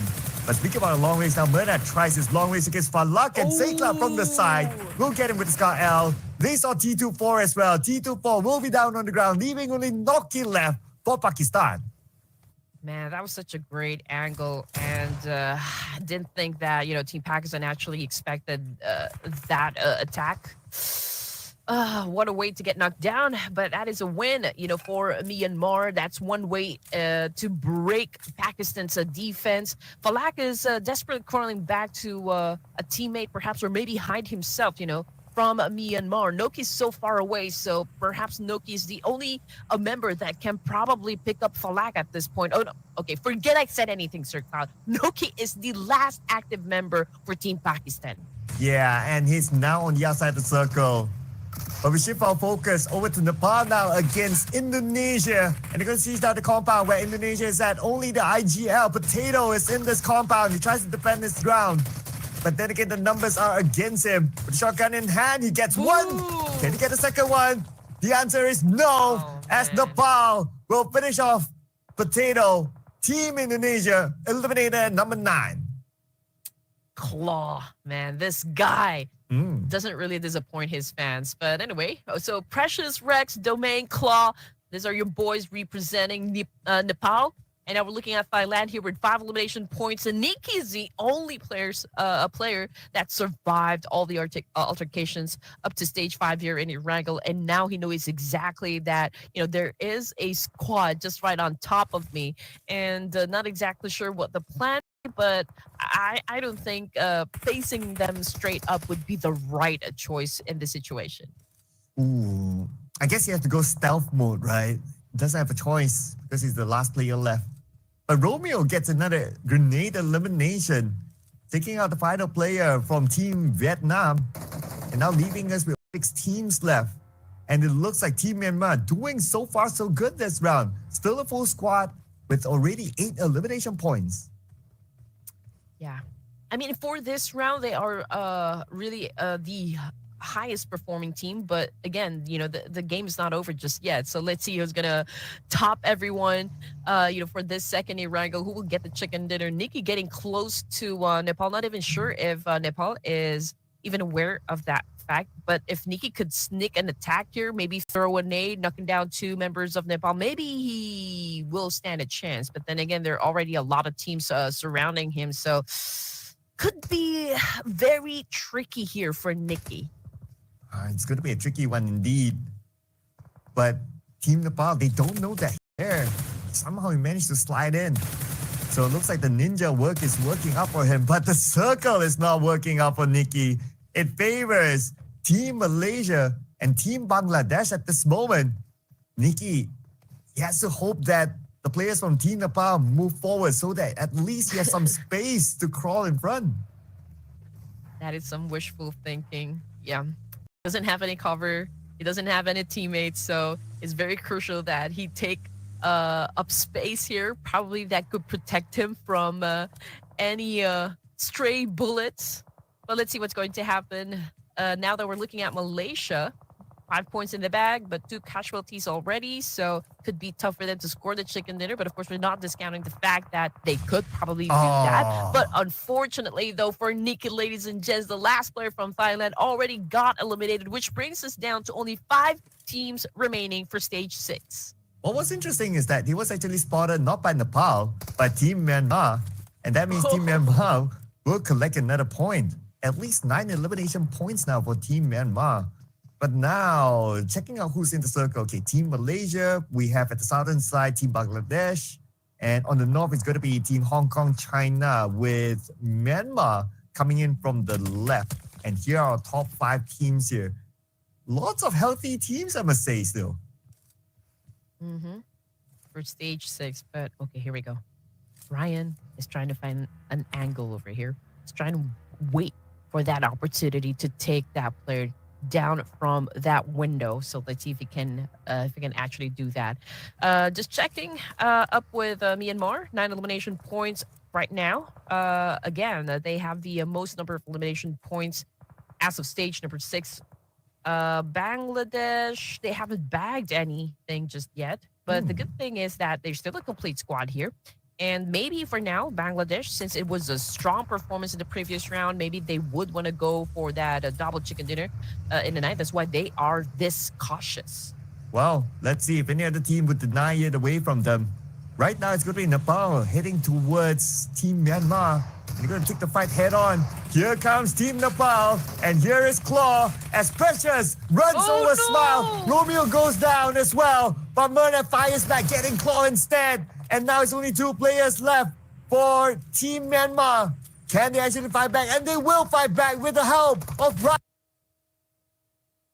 Oh no, this is not good for Myanmar. We have 3 players knocked down on the ground here. Say Cloud is, of course, doing his best to pick up his teammate and to make sure that he saves everyone. But Malaysia, on the other side of town here, they're still not done with their business. Unfortunately, though, for Myrna coming up from the kill feed over here, the Blue Reaper has taken him back to the lobby. And we got Malaysia still. Unfortunately, Ryan from behind. That was such a great back coming from Bangladesh. And the big boy, Shamil, is on his way to pick up Ryan, the child prodigy. And they will be back up as a duo. But hang on a second, Shamil. He didn't have the time. And here comes Team Bangladesh. They want to siege down this compound. Ryan will be eliminated by Curse with the nade. And same goes for Shamil as well. But he's taken out by Monkey from Team Hong Kong, China. Top 3 teams. Here we go. Man, he waited. I mean, Ryan waited for the longest time, and he wasn't even able to pull the trigger. Oh, man, maybe he waited too long. But getting back into the competition, we got 3 teams remaining. We got Myanmar doing a massive spray up against Bangladesh, and we got the green knocked down on the ground here, and another one bites the dust, so Bangladesh not looking too hot at the moment. Oh, and for Team Myanmar, so far they managed to collect 12 eliminations, looking to secure more and also potentially the chicken dinner.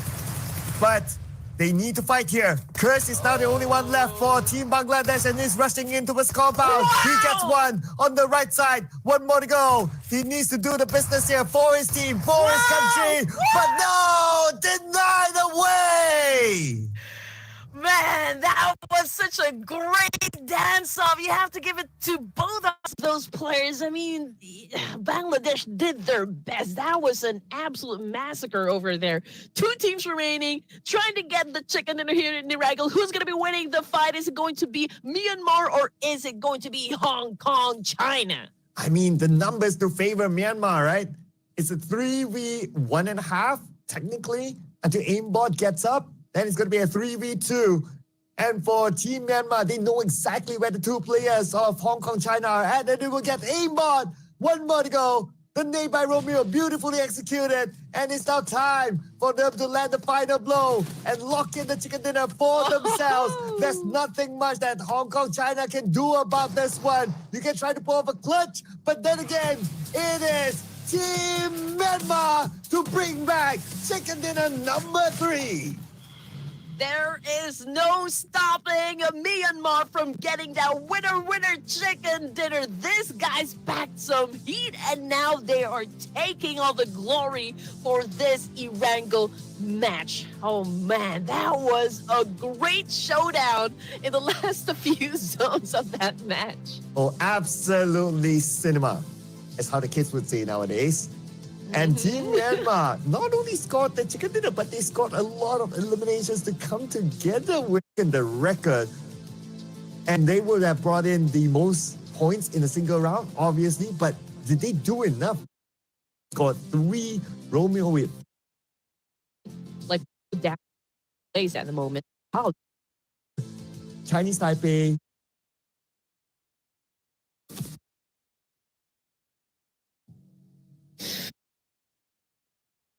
It's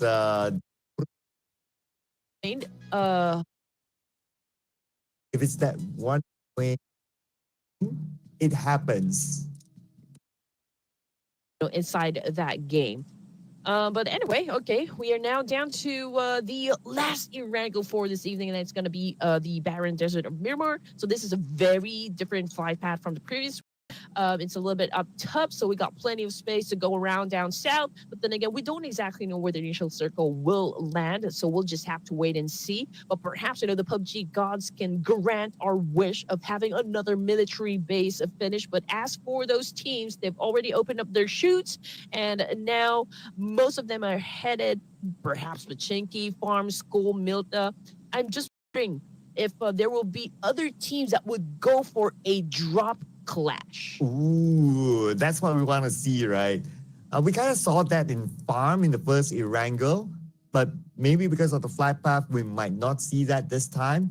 We did kind of see in Severny, in Yasnaya, but looking over at Severny, looks like nobody's really interested in that area. But my eyes are towards South Jogoku. But oh, Red Queen! You know what in Malaysia we call? We call this What? salty mouth. It means that when you say something, it happens. I got me some salty mouth. And of course, this will be difficult, for those teams since, this is a hard one. We did say that we want the circle to really focus on military base, and that's exactly what we got. But anyway, this is an early engagement coming from Japan right now, challenging up Hong Kong, China. So let's see who's going to be winning the fight here. It's a full force coming from the side of Japan, and it's an instant trade-off. We've got one of them currently knocked down on the ground here, so it's a 3v4 situation. But hey, from the side of Japan, we got 2 of them knocked down on the ground as well. And there goes another nade, and Hayato surprisingly survived that one. What? I couldn't believe that they actually survived that one. What sort of shields did they have? Oh man, I want to get myself that kind of shield, but now Hayato tries to fight back. Unfortunately, he's just too low. Immediately goes back down to the hands of Monkey. But Japan, they fight back still. Hong Kong, China don't want to let this spot go. Rinto will go down as well. And it looks like Japan, one last player left on the other side. Make that 2. Rumi Q came in from the other room. And they won the fight against Hong Kong, China.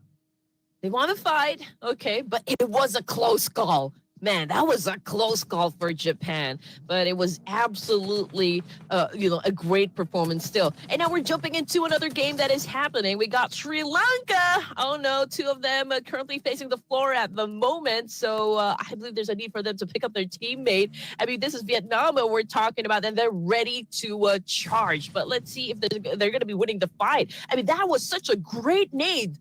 Taking down completely a player from Sri Lanka, and we've got another one coming for them, but I think this time it missed. But Sri Lanka not looking too good at the moment here, since we're only looking at Dealer 31 to be the last surviving member.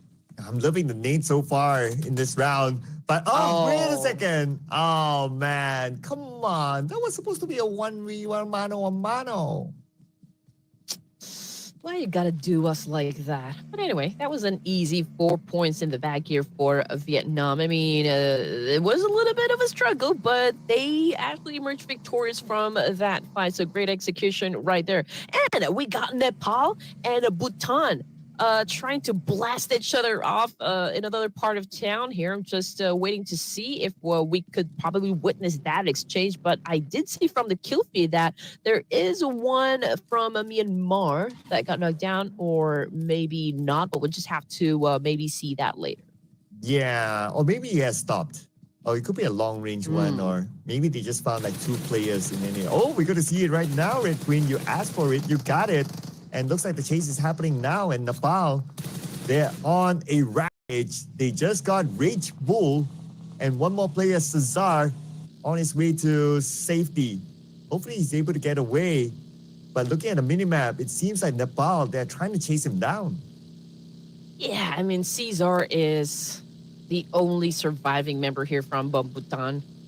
They got ambushed, and, well, Caesar needs to focus on the over here. I mean, we're talking about just stage 1, and you completely lost all of your teammates. So it's absolutely, I guess, should be the mission, is to focus on getting to the latter stages of the match here. So at least you can get some points from placement.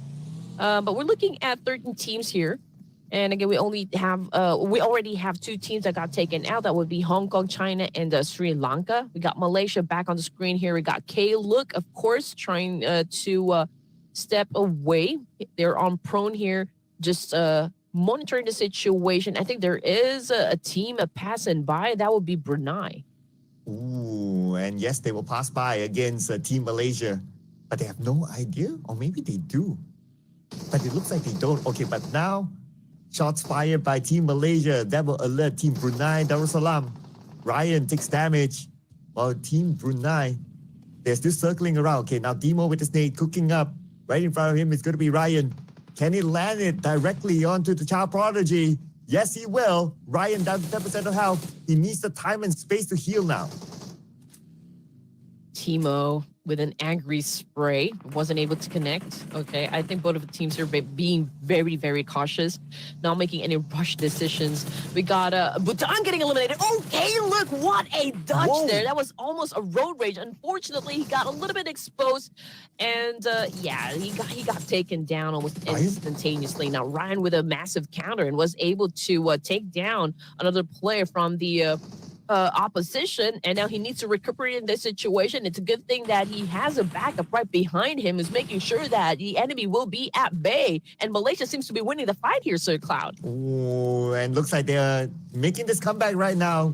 Without adding look, they'll fight back against Team Brunei. Team Brunei wrong is pretty low, but he managed to heal up just in time, and now Ryan from afar sprays down onto Starboy. Starboy will be gunned down by Ryan. With that one last bullet, he managed to make it happen. Oh man, Starboy just got face planted on the ground there.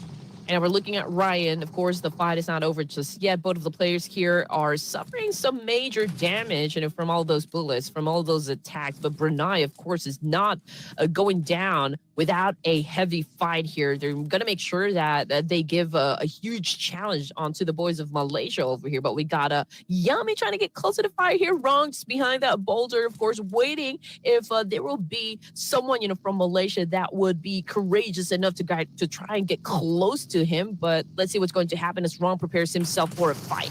Oh, Wrong all alone. Unfortunately, there's nothing much you can do about that situation. His other teammate survives to tell the tale another day though. But with only one player left for Team Brunei, the best that he could do right now is to play for placement points. Yeah, you got to focus on just making sure that you get to the last stages of this round. At least, even if you cannot really get those elimination points, at least you'd had something before you get taken back to the lobby. I mean, that is should be part of the objective over here. But anyway, okay, stage 2 is about to get done and dusted. We'll just have to wait for 45 more seconds before we do just that. And we're looking at the map feed over to the right side, and Nepal seems to be doing a little bit of a bridge camping. There are probably 3 teams more that will be headed towards that direction. So that's an opportunity for Nepal to score a lot of them. But let's see if they can actually pull that off. And the other side of the bridge, Pakistan is still there, but they already need to move since it's not already part of the zone. And we also have a good amount of teams actually still traveling from the north coming in. Oh, Zeta, he saw the final player of a team Brunei Darussalam, and Team Brunei Darussalam unfortunately have been eliminated at number 12. So no placement points for them. But still not empty-handed. They managed to get one elimination point out of Team Malaysia earlier on. So I guess right now it's for them to recuperate for the next round. Mm-hmm. Reset. Okay.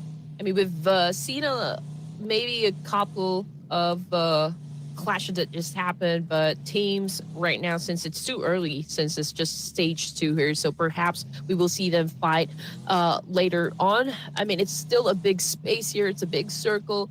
I think, most of the teams are focusing on maybe trying to find a specific location where they could get a lot of advantage. It's a tricky one since, we've got at least 20-30% water included in the zone. So we got a portion of the main peninsula included and majority of the south base.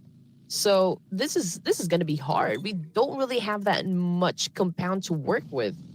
But the team that needs to travel without much compound to work with is Team Vietnam. And they seem to be heading towards the right side bridge. And last we checked, the right side bridge, the gatekeeper is Team Thailand. But the difference between them doing the gatekeeping this round is compared to the round before is that they played on the island instead on the main peninsula, which is a way better strategy if you ask me. But on Novo, a bit of an update here. Say hello to Team Bangladesh. Yeah, you're right, Sir. I think, that is still the game plan for Thailand. I mean, Nepal is over to the other side in the main peninsula. They could potentially have a fight there. I mean, with at least 3 teams. But if Nepix will survive, then they will have to deal with Thailand. But that is, of course, if Bangladesh will not decide to backstab Thailand, considering their position in Novo. So that's probably can happen. But as for Myanmar, they're already in the middle here. I can say that this is a power position because, well, they already know from which direction their enemies will be coming from. Yeah, totally agree. Myanmar, they do have the power position, the high ground around the area, so they can see rotating teams around them. But they might be challenged by Team Indonesia from the south. But we're going to focus on to Team Nepal here on screen. And Team Nepal, they're still on the main peninsula. And their objective right now is to try to stop Team Vietnam and also Team Timor-Leste from coming in. But inside of Novo, Team Bangladesh, they took out a member of Team Thailand. So it looks like that plan of playing passively is not working out for Team Thailand. Japan just shut down another player from the game. And that was Emperor. Confirmation, Kenji with a kill. 11 teams still. We're stage number 3 here. And again, this is a hard circle, to be honest. And now, since the circle shifted a little bit towards down south once more, those teams coming from the main peninsula will then have to collide with one another. They have to deal with one another. And who will survive the clash? That is what we are about to find out. But not sure if Japan can actually survive this clash against Team Chinese Taipei. I mean, the blue is also putting pressure onto them. They don't have space to work with. So I don't know how they're going to survive that one. But Champagne just got taken out by Tuan. And that's the right side bridge fight that's happening right now. Boiti gets gunned down as well. A bit of a trade between Timor-Leste as well as Vietnam happening right now. And it looks like Timor-Leste just got eliminated. Oh, man. Timor-Leste obviously having a difficult time here to pick up the pace. Hopefully they can still do a comeback, in the remaining matches for tonight. However, Japan is also in an altercation. Same thing goes for Nepal. And now Rex currently knocked down on the ground here. What is Nepal going to do in this situation? Vietnam cooking up a nade here, just really waiting for that opportunity to throw it up against Nepal. Rex is still knocked down on the ground, but Precious is here, probably to save his teammate. But no, I think they're still trying to flush out this last surviving member from Vietnam. Yeah, it's going to be N on the second floor, but his teammate's actually on the other side. And let's see if they can actually do something about this one. Claw gets N. N on the second floor will be eliminated. The other members of Team Vietnam is on the other building. 2 players from Team Nepal currently down. The snake by claw. It could be a big one though. Let's see if we can actually do it. But looks like he decided to go down onto the ground floor. But now here comes another nade being cooked up by Precious. Nade number 1 in. Nade number 2 launched. But none of them connected. Yeah, none of them connected at all. Boy, team, man. Hopefully, he gets the job done for Vietnam. But okay, here comes the attack now. Here comes the dance of Precious with a charge. And there you go. The nail of the coffin there with an M416. Nepal took the win. And that's Team Vietnam eliminated at number 10. And Team Nepal, they survive. But can we say the same for Team Chinese Taipei right now? Only one player left. It's going to be CCC. And look at the damage onto him. He only has this one bandage left. He's not going to make it for sure. No. Yeah, somebody call the doctor. CCC will not be making it out alive. And there you go. I think he will be denying the point. And there you go. The Blue Ripper himself collected that soul. 8 teams remaining, ladies and gents, stage 4. And now we're looking at where the teams are currently situated. Myanmar is just waiting there, for any team that would dare challenge them up for that spot. Indonesia is trying to get close, though, probably trying to take some information and how they're going to engage into battle. Thailand is taking their time. Nepal is taking their time as well. So perhaps we will see a little bit of a cleanup happen right outside the zone between Thailand and Nepal, just considering that, 2 teams need to step into the zone. But before they could even do that, maybe we will see a fight happen between these 2 countries. That's a possibility right now, right? Interesting enough that Team Thailand, they're still not moving away from their regular spots. They still want to be the gatekeeper, even though they don't have the circle. But to be fair to them, the circle is just next to them so they can easily move in. But they decided to wait.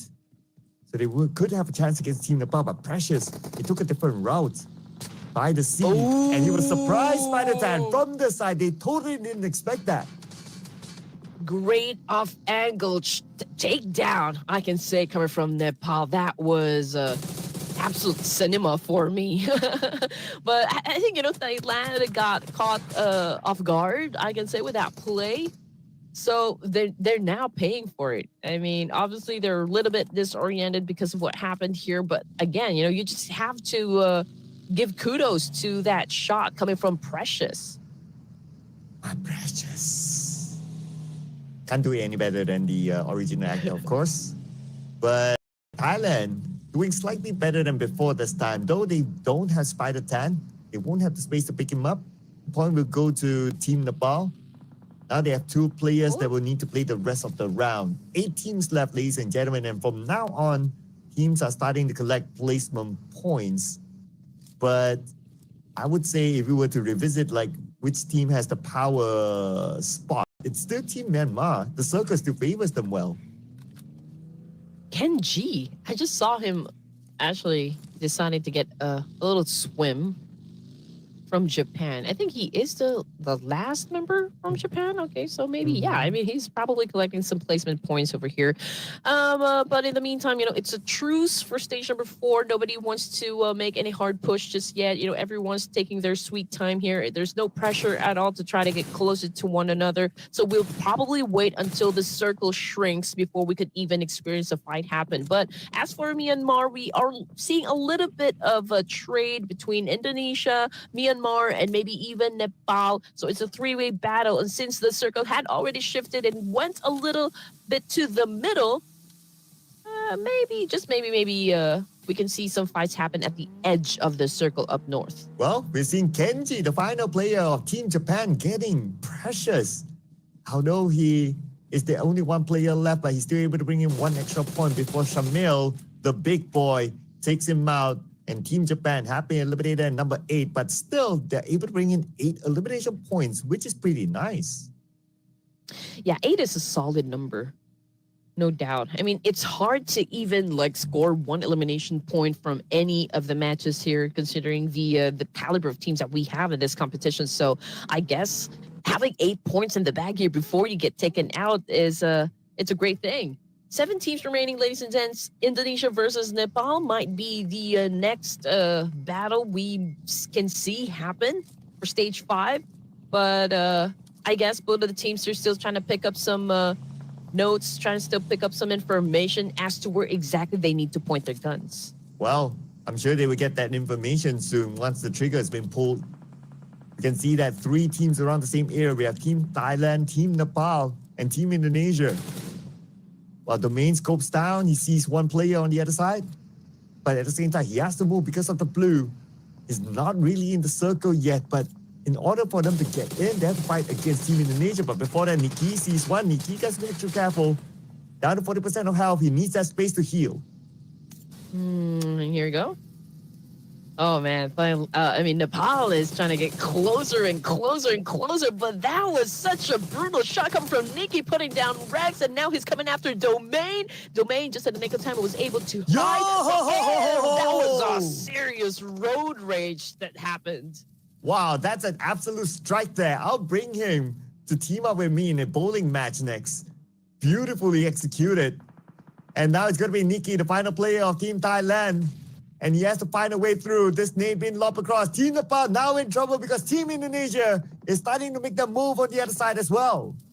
Oh, man. And this is the kind of action that we want to see all the time. And now we are looking at it. We got Thailand still doing their best to survive in this situation. Bangladesh might join into the mix as well. So this is going to get crazy, ladies and gents. So please do not change the channel or you're going to miss everything. Unfortunately, for 30, that is, Shirley.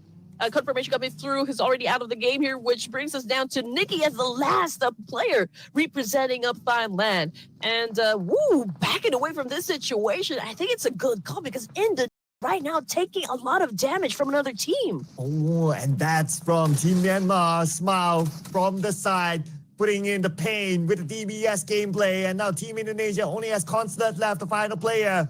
And Team Myanmar, they have been staying quiet for the longest time. This is the right moment for them to bring in the points for themselves. And with that nade launch across, Romeo almost got it. Second nade, one should do it if it lands well, but a little bit too short. But still able to get Concept back on the ground. Where art thou, Romeo? Romeo, man, with a killer nade right there, getting some points done. Absolutely great for Myanmar at the moment. I mean, that's already 3 points in the bag. And again, they have another chance here to score a chicken dinner. So we'll just have to wait and see. We're already at stage 6 looking at the final 5 teams over here. Team Pakistan is still alive, but haven't bagged any points just yet. But there's still that great opportunity to do just that. It just all boils down to how great the execution will be from the remaining teams that we have for stage number 6. Oh, the circle shifted again. On the right side, those teams, they need to move in. Nikki, the final player of Team Thailand, have been eliminated by Hitman. Team Bangladesh claims elimination number 3. And Team Pakistan from the southern side, it's their turn to come into the circle. But lucky for them, they will be unchallenged as most of the teams pretty busy on the right side. Okay, Team Pakistan. And this is how, of course, you try to analyze the situation. I mean, obviously, they're just monitoring what is happening from down below here and probably already thinking, okay, how or like what is the best way to approach this situation? And as for Team Pakistan, the opportunity is now. IQQ did not waste this opening shot up against Malaysia. He was able to shut down one player, but how can you actually translate that into a full-blown elimination point? Yeah, it's going to be hard, right? Because Team Malaysia, they have a compound, so they have enough protection. So they're not able to convert that into an elimination. So they have to try again later on. But looks like IQ, if I look at the minimap, he's actually heading towards Team Malaysia. He really wants to lock in the point, but by now, Team Malaysia would have reset themselves back as a duo. Okay, here we go. Another quiet time for the final 4 teams. I'm looking at everyone, and Myanmar and Team Pakistan seems to be the only teams here that still has a complete squad. So I guess the advantage is, of course, to them. But let's see what Malaysia is going to do in this situation. Since they are at the top spot, they probably have some momentum going on for them. But then again, you know, Myanmar and Pakistan, it will be easy for them to turn the tables up against Malaysia since they do have the numbers. So a lot of ways that this exchange could end, this trades could end. But who's going to go for that zone control. Based on the position here, Sir Cloud, I feel like Myanmar still has the best chance here to dominate. Yeah, either that or maybe Team Pakistan, I would say. Just look at that 2-2 split. That means they're ready for if the zone shift towards the left or the right. So they're prepared to move fast from there. But for the other teams, well, they're more clumped up with each other. But I do like the positioning of Team Myanmar as well. They're well spread out on the northern side. They're taking as much space as possible that they can. But now it will be all dictated by where the circle will go, and it still favors Team Myanmar. Oh man, this is gonna get tricky. But you're absolutely right, Sir Cloud. Myanmar and Pakistan right now is doing everything that they could to score that chicken dinner. So tension is there. You just know that they want to reign supreme for this round. And that 2-2 split is really working out for Team Pakistan. I mean, you just know that they're not going to go passive on this one. They're going to go aggressive with that firepower. Based on the strategy right now, it only takes 2 players from Team Pakistan to handle a business here. Oh, and T24 starting getting 693 down on the ground, eliminating him immediately. And now Noki needs to be extra careful. A headshot onto him, shredding himself down to 50%. But time is on their side. The blue is starting to close right now. Team Malaysia will be pressured. Ryan gets Murnat, but still they need to step out of the compound.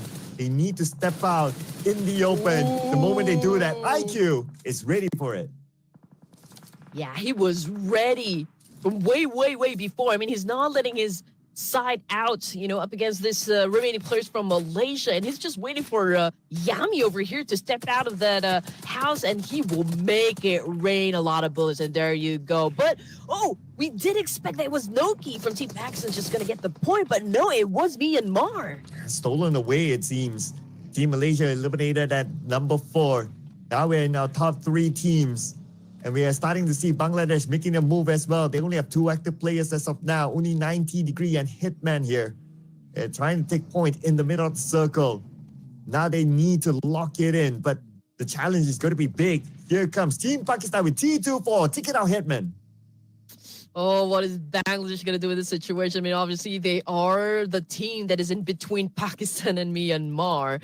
Now, T24, I feel like, is going to go for an engagement over here, was able to bag a point. And now Bangladesh, of course, it's not really looking good. But if Degree puts down T24 from this angle, well, no, forget I said anything. Falak just made sure that, hey, we are going to be the ones to get the chicken dinner for this round. But that is, of course, if they can defeat the boys of Myanmar. IQQ, however, exits the game. And started off with Smile, knocking him down, followed by the nade. And now they are down to only 3 players. And it's going to be Team Myanmar now, still with the full squad. And now they're marching in onto the high ground. Noki will need to defend his ground against Cloud. But on the right side, Murnat is cooking up his name. Noki has to escape. But before that, he managed to get a knockdown to Cloud. All right, here we go. Noki, I think he was able to at least get past that vehicle. I think he was safe. And now Myanmar needs to pick up Cloud in this situation, but I don't think they're going to be having any time because of this exchange. We are looking at Team Pakistan making sure they apply a lot of pressure onto the side of Myanmar, but Smile continues to dodge those attacks. But Murnat with a massive spray, it did connect, but it did not put the player down. Unfortunately, Cloud took that hit, and now Team Pakistan might be the one winning this match. Smile comes in with a double knockdown onto Team Pakistan. But T24 fires back though. Now it's only T24 against Team Myanmar. 1v2. Romeo comes in from the side. And 2 chicken dinners for day number 1 for Team Myanmar. Man, this is making a statement over here, flexing their muscles, banging their chests like King Kongs. Myanmar absolutely beautifully dominated this match. And man, what will it take to stop Myanmar at this point? I mean, they feel the champions. So, yeah, I mean, it's definitely performance, right? While we check out the final blow, what I love about the fight here between these 2 teams, especially the execution by Team Myanmar, is that they were on the lower ground. So geographically, they don't have the advantage. But look at Smile. He gets into the smoke, heals up, shows up with a DBS, gets a double knockdown. That double knockdown by Smile was so important for Myanmar to lock in the chicken dinner. Yeah, that paved the way for them to actually win the fight, because if we were really paying close attention to the trade-off, I mean, Team Pakistan already had that slight advantage up against Myanmar. Again, just like what you mentioned, Sir Cloud, they are the team that came from below. Pakistan had that high ground advantage, so to speak. And also, you know, with the kind of tempo Team Pakistan was able to set with that trade-off, I mean, obviously they were winning the fight. But until Smile actually stood out, run towards Falakanoki, and he was able to take them down at the same time. So it was, I think, that was really that paved the way for them to win the fight. And look at the stats here, right? So Romeo with 3 eliminations, Mernad with none, but of course he contributed in different ways through damage, that is. And Cloud with none as well, but again, different kind of contribution. But Smile, absolute MVP for me. 5 eliminations. And sometimes people wonder, right? Like, why are you such a big fan of Smile? There you go. That was an essential takedown coming from Smile. I think if it wasn't for that takedown, I think Myanmar would have lost that fight to Team Pakistan, if I'm going to be honest. But since Smile was able to pull that off, that the double takedown, that was, again, just wonderful to watch.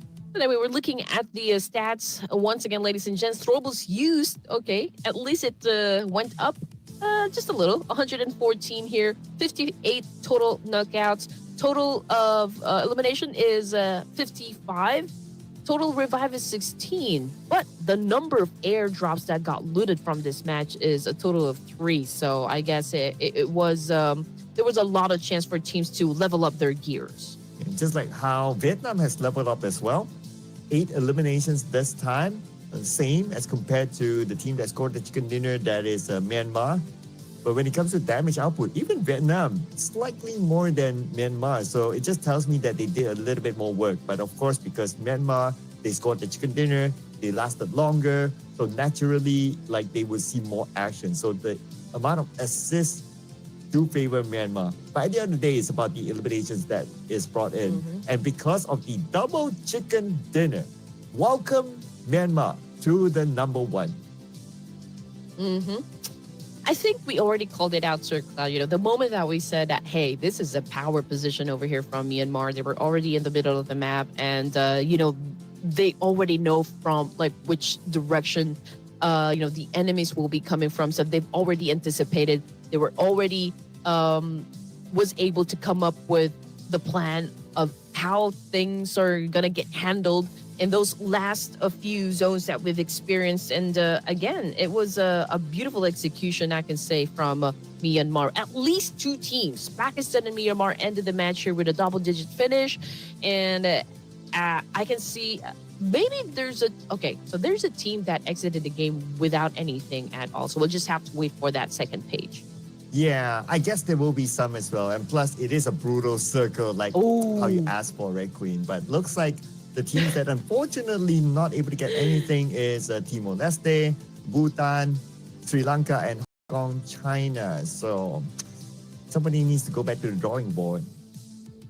Yeah. But we're gonna have to wait to check, of course, the overall rankings, and we're gonna be looking at those teams that we want to see kind of pop off. Again, 12 matches. It's such a short leash over here. And now we're looking at the overall rankings. Again, Myanmar at the top here with a total of 58, followed by Malaysia, and then we got Bangladesh. So after this round, Sir Cloud, Myanmar already took the top spot from Malaysia. So they are now currently the kings of the qualifiers. Yep, but of course, we still have games more to go. And Pakistan, they see that opportunity. Because of a good round as well from Pakistan, they move up to a 4th spot here. No chicken dinner yet, but because their points are close enough with the podium spot, if they're able to score the chicken dinner easily, they will go up to the podium spot. But same goes for Hong Kong, China as well. They're able to keep up the pace with 29 points. Nepal is not that far too with 26 points. So it's still tight competition up there, if you ask me. And with the amount of games still in hand, things might just change. But now flipping on to page number 2. So What? Timor-Leste only 1 point. Man, to my buddy Keku, who is probably watching this from Timor-Leste, do something, man. Yeah, Yeah. there you go. Message Do sent. something. But you know what? I'm also kind of glad that I think I can say Bangladesh is doing absolutely great. I mean, they're able to maintain the pace. They're able to keep the energy. They're scoring a lot of points. The consistency is there, and it's been a long time coming. I can say, you know, for the side of Bangladesh, and since they are at the 3rd place again, the only thing that would be tested, I guess, for Team Bangladesh is their consistency. Yes, consistency is going to be key. And of course, there's no smash rule. So it's all about consistently collecting those points to be in the spot that they want to be in. But ladies and gentlemen, we're actually done with the Erangel matches. After this, when we come back from the break, it is going to be Miramar. So stay tuned, ladies and gentlemen. Don't go anywhere. We'll see you guys after this break.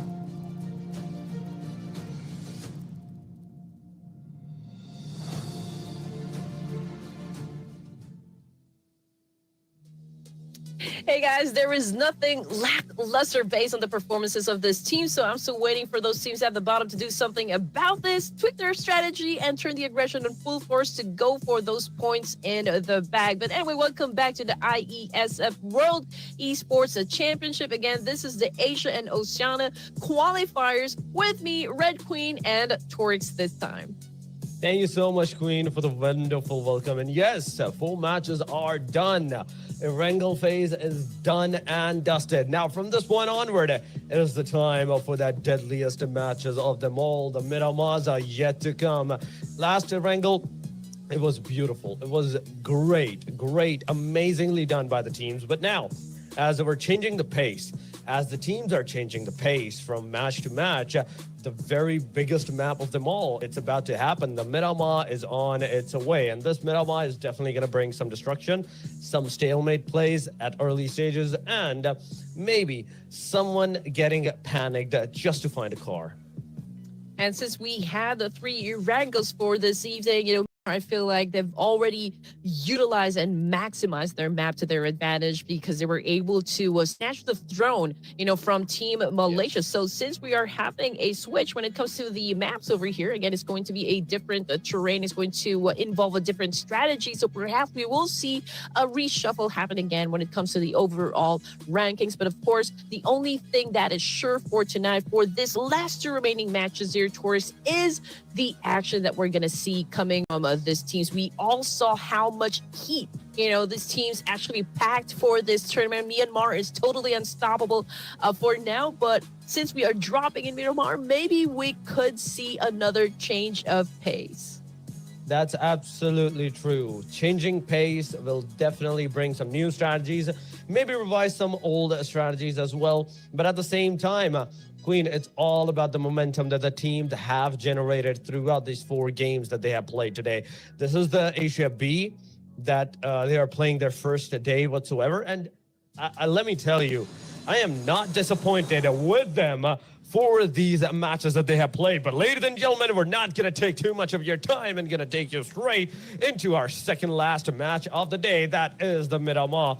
That is right now going from near the southern side, from Los Leones area, all the way up to the northwestern corner. And since this is day number 1 for Asia B, we don't exactly know which teams are going to go for the drop clashes or which teams are going to focus on being passive, for the first few zones. But since we already have our flight path over here, who's going to take space in Los Leones? Who's going to take space in Picado, Montenuevo, San Martin, and even Hacienda del Patron? But for now, we can see shoots getting opened by the teams here. We got Bangladesh together with Sri Lanka headed towards maybe Los Leones. So you just know that this is one of the biggest areas that we have in the map, and so we could probably fit to 3 squads here without even having an altercation. But that could be, of course, a different story for those 3 teams that are headed towards Los Leones. So maybe, just maybe, they could focus on getting the weapons and charge to go for those elimination points that they need. Again, we only have 12 matches, for each of the groups here, so time is of the essence. Time is running by. Time is definitely running by. The more the more you play bad into your games, the less chances it is for you to qualify, because only the top 3 will be going forward, and that top 3, staying into that top 3 is going to be definitely a very big hassle. Picado is already being contested by 3 different teams. We did not see anything of the sort in yesterday's matches, Queen. Today is a very, very great day, let me tell you, on all of this engagement. So far, talking about the highest ranking a player, in fact, a team, that is Myanmar with 58 points. And then the least one is the TLS, Timor-Leste, with just the 1 point whatsoever. But we have that first casualty, ladies and gentlemen. Thailand is going to get that first casualty in all of this situation.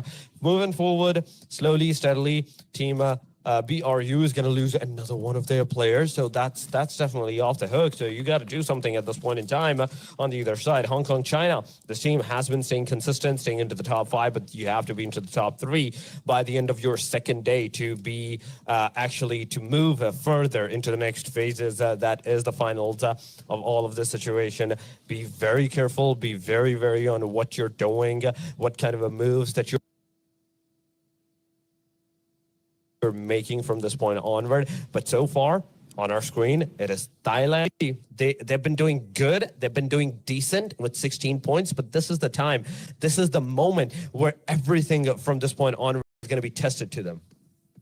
Yep, it's a 4v2 situation, so obviously Brunei's already at a deficit over here. Maybe they could turn the tides up against Thailand, but they gotta pick their moments, their angles as well. I mean, this probably is a dynamic duo for the team here, but it could take a miracle for them to actually survive that clash. I mean, especially if you don't have the numbers. And now looking at the situation here in Pecado, this is a Mexican standoff happening at the moment. I mean, it's a three-way battle that could happen.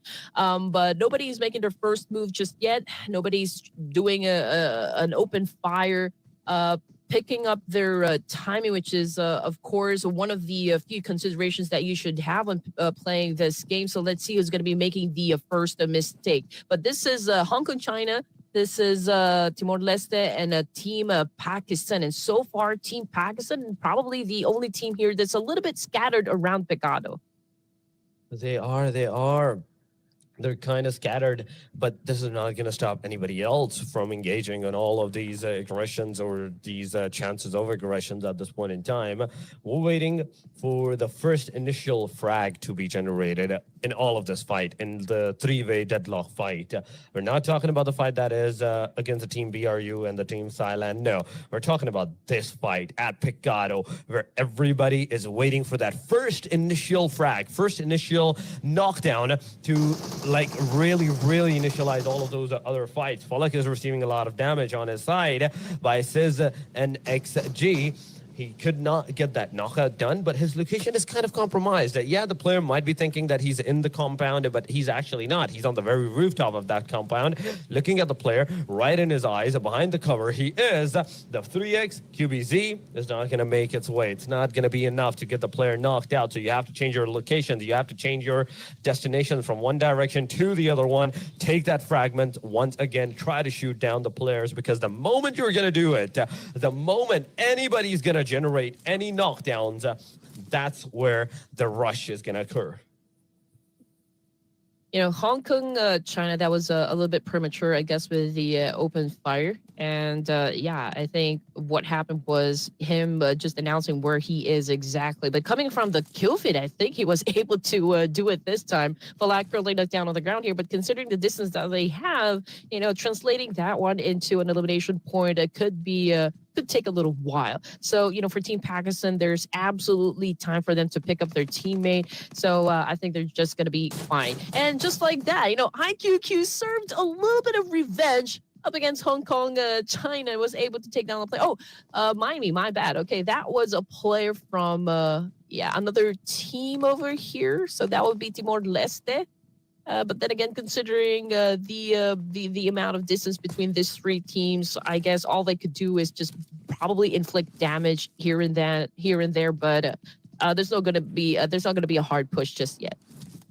I mean, hard pushes are not definitely going to come this early on into the mid-off phases unless you really need them. Then at that point, the situation is completely different. But the circle is going to go toward the western angle, ladies and gentlemen. The first stage is about to close down within like the 2 minutes and 30 seconds markers. This is the first circle. This is the first stage.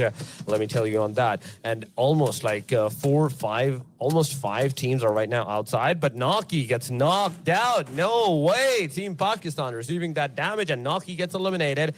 Falak is also really low on that HP. He is also bleeding out, so definitely that's 2 down of the Team Pakistan from this point onward. But Vietnam, AGR, and is on our screen so far with the M416, red dot, ready, locked to 4OP. In the meanwhile, gets eliminated, and Pakistan is down to the very last, just like Team BRU. But BRU, I have to give it to them. They knew when to disengage, and they disengaged at the point where they still had 2 players alive.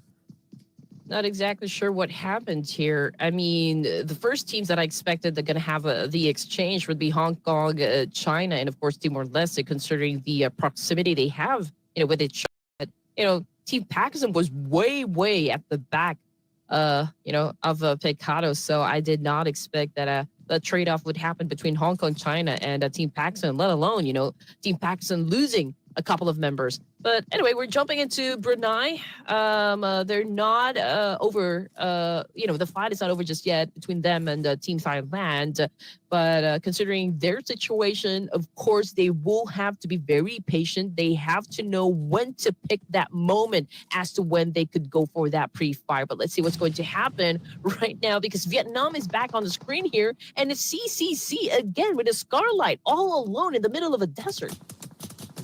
The sprays are coming, but Taipei receiving a lot of damage on their players, and CCC7 finally gets a knockdown. This is not looking good for the Chinese Taipei. At this point in time, I think you should disengage. You should definitely disengage from the fight, but on the other side, we have also Thailand ready to take that action, and that's exactly what they're doing.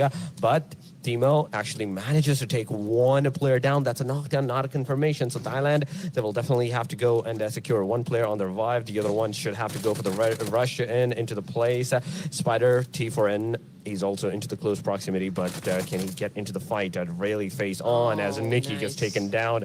Spider, T4N, you have to do something, man. You have to go forward and you have to push on the wrong at this point in time. Otherwise, he's definitely going to secure that elimination right from your face. Say Cloud taking also some players down, but we are seeing it's a 3 versus 1 situation, 3 versus 1 fight. Now, Wrong know that at this point in time, it's a 2 versus 1 that he has to actually pull off. So he's going to jump down. He's going to change the direction, face-to-face fight with the UMP-45. Nice. He takes another one down, third one on his face, 8 bullets remaining into the gun, and there we have it. The player jumped, the player shot, and it's all over in a single slide of an instance.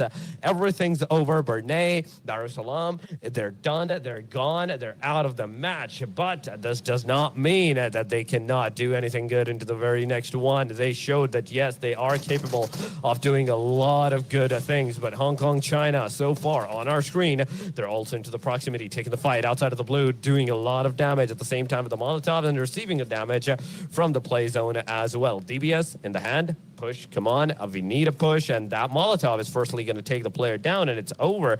The player is done, the player is dusted. Timor-Leste out of the game. Yep, so 2 teams now taking the blue inside. Picado, Timor-Leste just got the boot out of Myanmar for our for stage 2.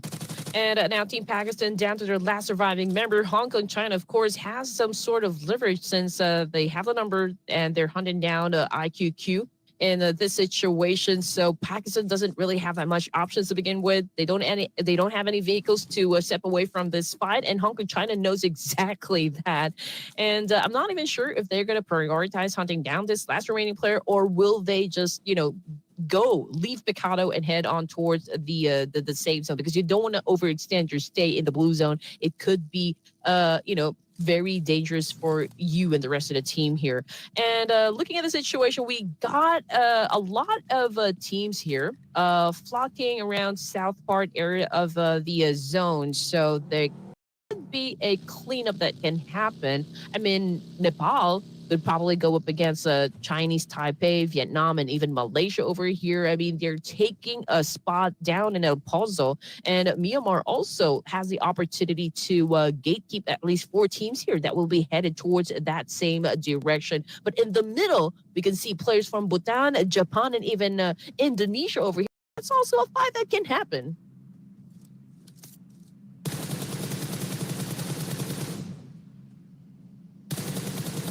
So in the meantime, we're looking at Myanmar again at 2 points in the bag, and the only team that was able to score a chicken dinner for the night, or 2 chicken dinners for the night. So let's see if they can actually go for their third one. But coming off the kill feed, oh no, we've got a Myanmar serving, of course, some points here coming from that trade-off up against a team here, and there might be another team that might join into the mixer, and that would be the boys of Sri Lanka. But you know what? They're getting picked off one by Myanmar.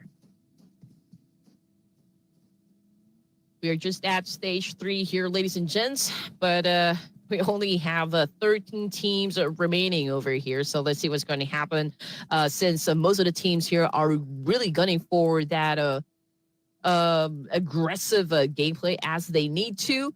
In Myanmar, obviously, they have picked up the pace. during those 3 wrangles that we just had, but this is going to be a different terrain, so different strategy is definitely coming into play over here. But yeah, let's see if Myanmar can actually assume these points. I mean, all they need to do is just really apply a lot of pressure onto the boys of Sri Lanka over here, and it could be easy for them to score in this situation. Just look at that. They're picking them off one by one. Another team bites the dust here, and now we're looking at 12 teams remaining and 6 points for Myanmar.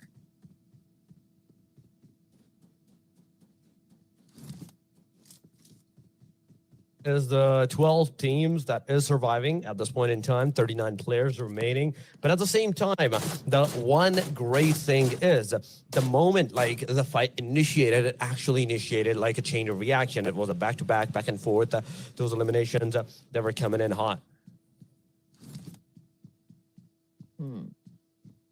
Bhutan, man, could not catch a break. I mean, obviously, with their status right now in the overall rankings, they're experiencing a little bit of struggle. But since this is day number 1, and we only have 2 remaining matches, they could probably, you know, just talk this over, maybe discuss what went wrong, you know, from each of the maps so far, and come back even stronger, you know, for their day number 2 here for the qualifiers. Just like what my co-caster mentioned a while ago, you know, we only have the top 3 teams that will secure a slot in the grand finals coming from each group. You know, we're back at looking at Chinese Taipei. They already have 2 casualties because of the engagement that they got involved in just moments ago. But we can hear still a lot of gunshots that can happen, and those fights are happening down south. Thailand is in big trouble right now, and Malaysia knows exactly that one. They're capitalizing on this one. They're challenging them up and making sure that they stay inside the blue zone. And there goes Shirley out of the game here from Thailand. Myanmar making a smooth move, you know, up against Hong Kong, China at the moment. They're hunting them down, and you just know that these boys are a little bit kill hungry in this competition. Yeah, that they are. I totally agree. I totally agree on this point. That they're completely going in with the kill elimination hungry. Myanmar's over here getting those elimination numbers. Beautifully done. It is like 7 elimination to this player name, but then we have Say Cloud getting those decent number of grenade on those Molotov eliminations for the team on the other side, outskirts of this safe zone region, where the region of the safe zone is still 130 meters away. From this particular location, there's 3 teams taking that aggressions upon each other. Nepal is also in the front lines of the TPE Taipei. So it's everywhere. The fight, the aggression, the engagement chances, it's actually every single where. No matter which direction you look, you will find 1 team or 2 teams close to each other's proximity. Okay, Nepal right now is doing a little bit of gatekeeping here up against Emperor. Okay, Chinese Taipei.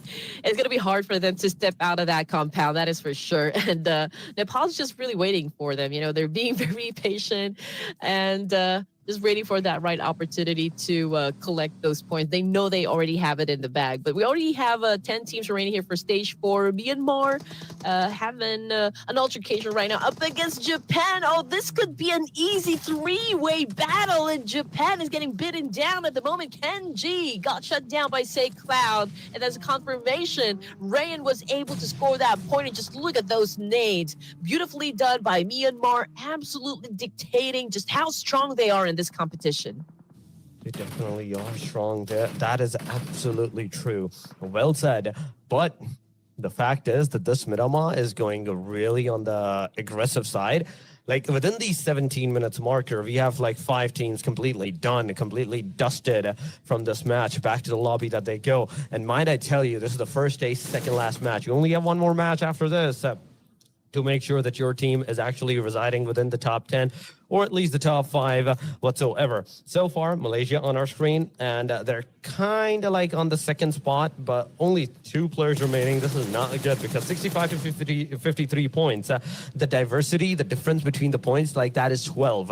And securing those 12 points in a single match, it's kind of a hassle. You have to like really pray that the top team first get eliminated early, they don't secure too much of a point, and then you start to secure too much points to like close up that gap slowly, steadily, or just take that aggression against them and just take them down. But on the other side, we have Nepal taking the fight. At the same time, Bangladesh is in a third-party scenario as they're coming in.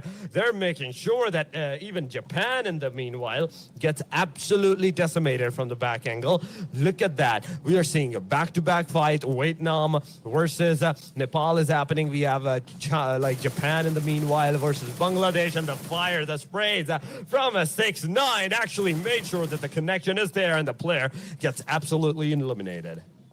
Strong performance coming from Bangladesh. They did not let go of that situation. They had the opportunity to score some points, and they went for it, no doubt. 8 teams remaining. And again, just like that, Team Japan got eliminated with all of the massive attack that came from Bangladesh, making sure that they will not be surviving that round. And as for Emperor, I did expect, for Chinese Taipei to get beaten down by Nepal, but no, it was Malaysia who took those points. But then again, current situation for Malaysia, we're down to just 2 players over here at stage 5, and it could be a little difficult for them to get the chicken dinner just because they don't have the numbers anymore. But then again, we're not exactly discounting the fact or the probability that they could close this round with a chicken dinner.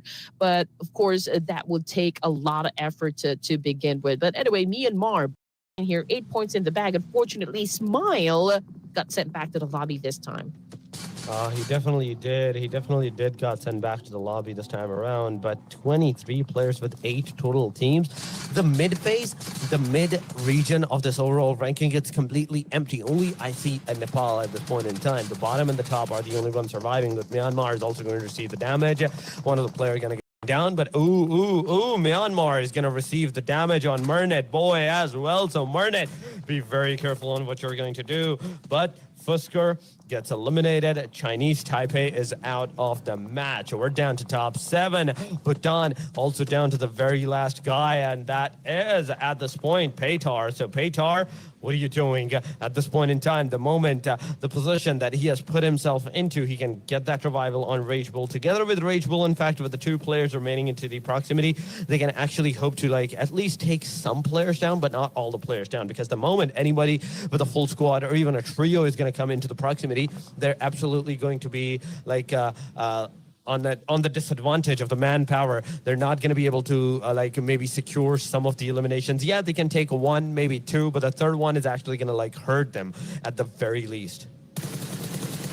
This game for Bangladesh is a big opportunity for them to overtake Malaysia and Myanmar in this situation, since they still are a complete squad over here, and it's not the same story for Myanmar and Malaysia. So this could be big, for Bangladesh if they can keep their consistency and their pace from the previous rounds. Now they have the opportunity to prove just that. They could go up against Myanmar, but they need to make sure that they will be surviving the trade-off, against this top dog. There's also the exception, of course, of Bhutan also coming into play over here. So this could be easily be a 3-way battle. But you know what? Malaysia, they could join the mix. And there you go. A shot done coming from Malaysia, taking down a player from Myanmar.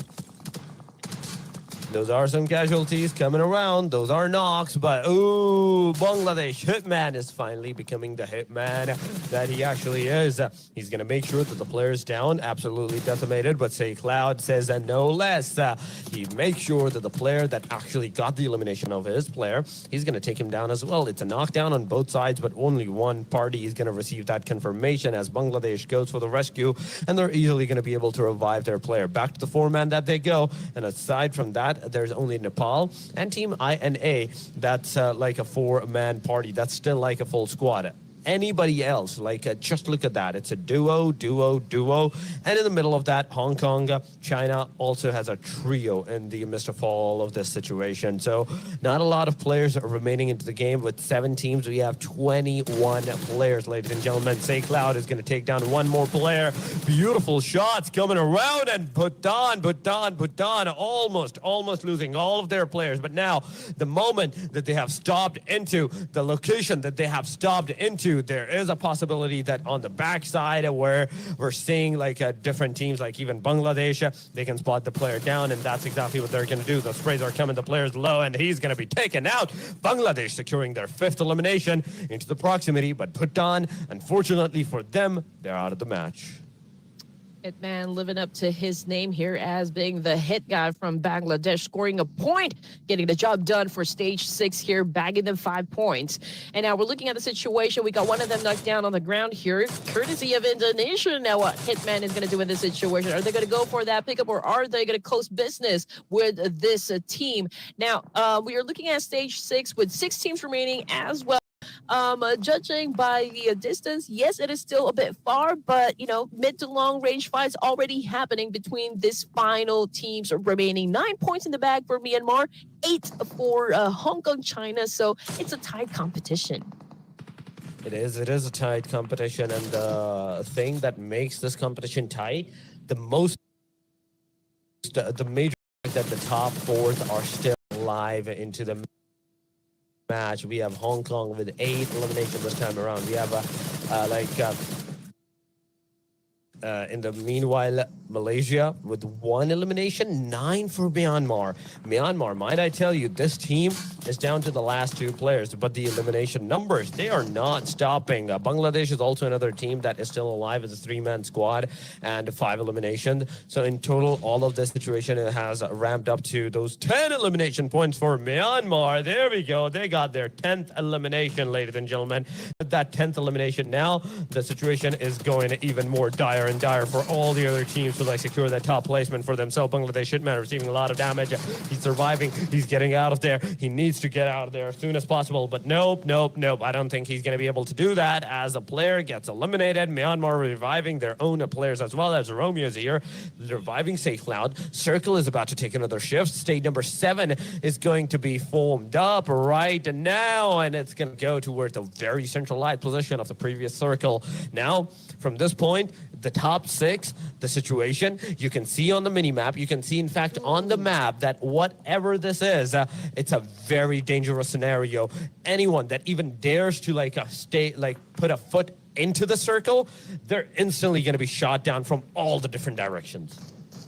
You know, it was a hard exchange between Bangladesh and Myanmar just a while ago, and now that resulted to Myanmar again, down to their last 2 members. Now, considering just how close Bangladesh and Indonesia are, you know, with each other, I'm surprised that they're not still, you know, going for that fight. But in the meantime, Myanmar would like to, of course, serve a little bit of vengeance against Bangladesh. But it is a little bit hard to pull off just because, again, of like a couple of things, like the distance and of course the firepower coming from Myanmar. It's not enough to go up against the full squad at the moment, but you know what? Nepal is having no problem at all, of course, obliterating the boys of Myanmar. And there you go, Ryan with the sneaky attack right there coming from Malaysia, was able to get the job done, was able to get that nail in the coffin there, eliminating Myanmar. And now we're looking at the final 5 teams remaining, with Malaysia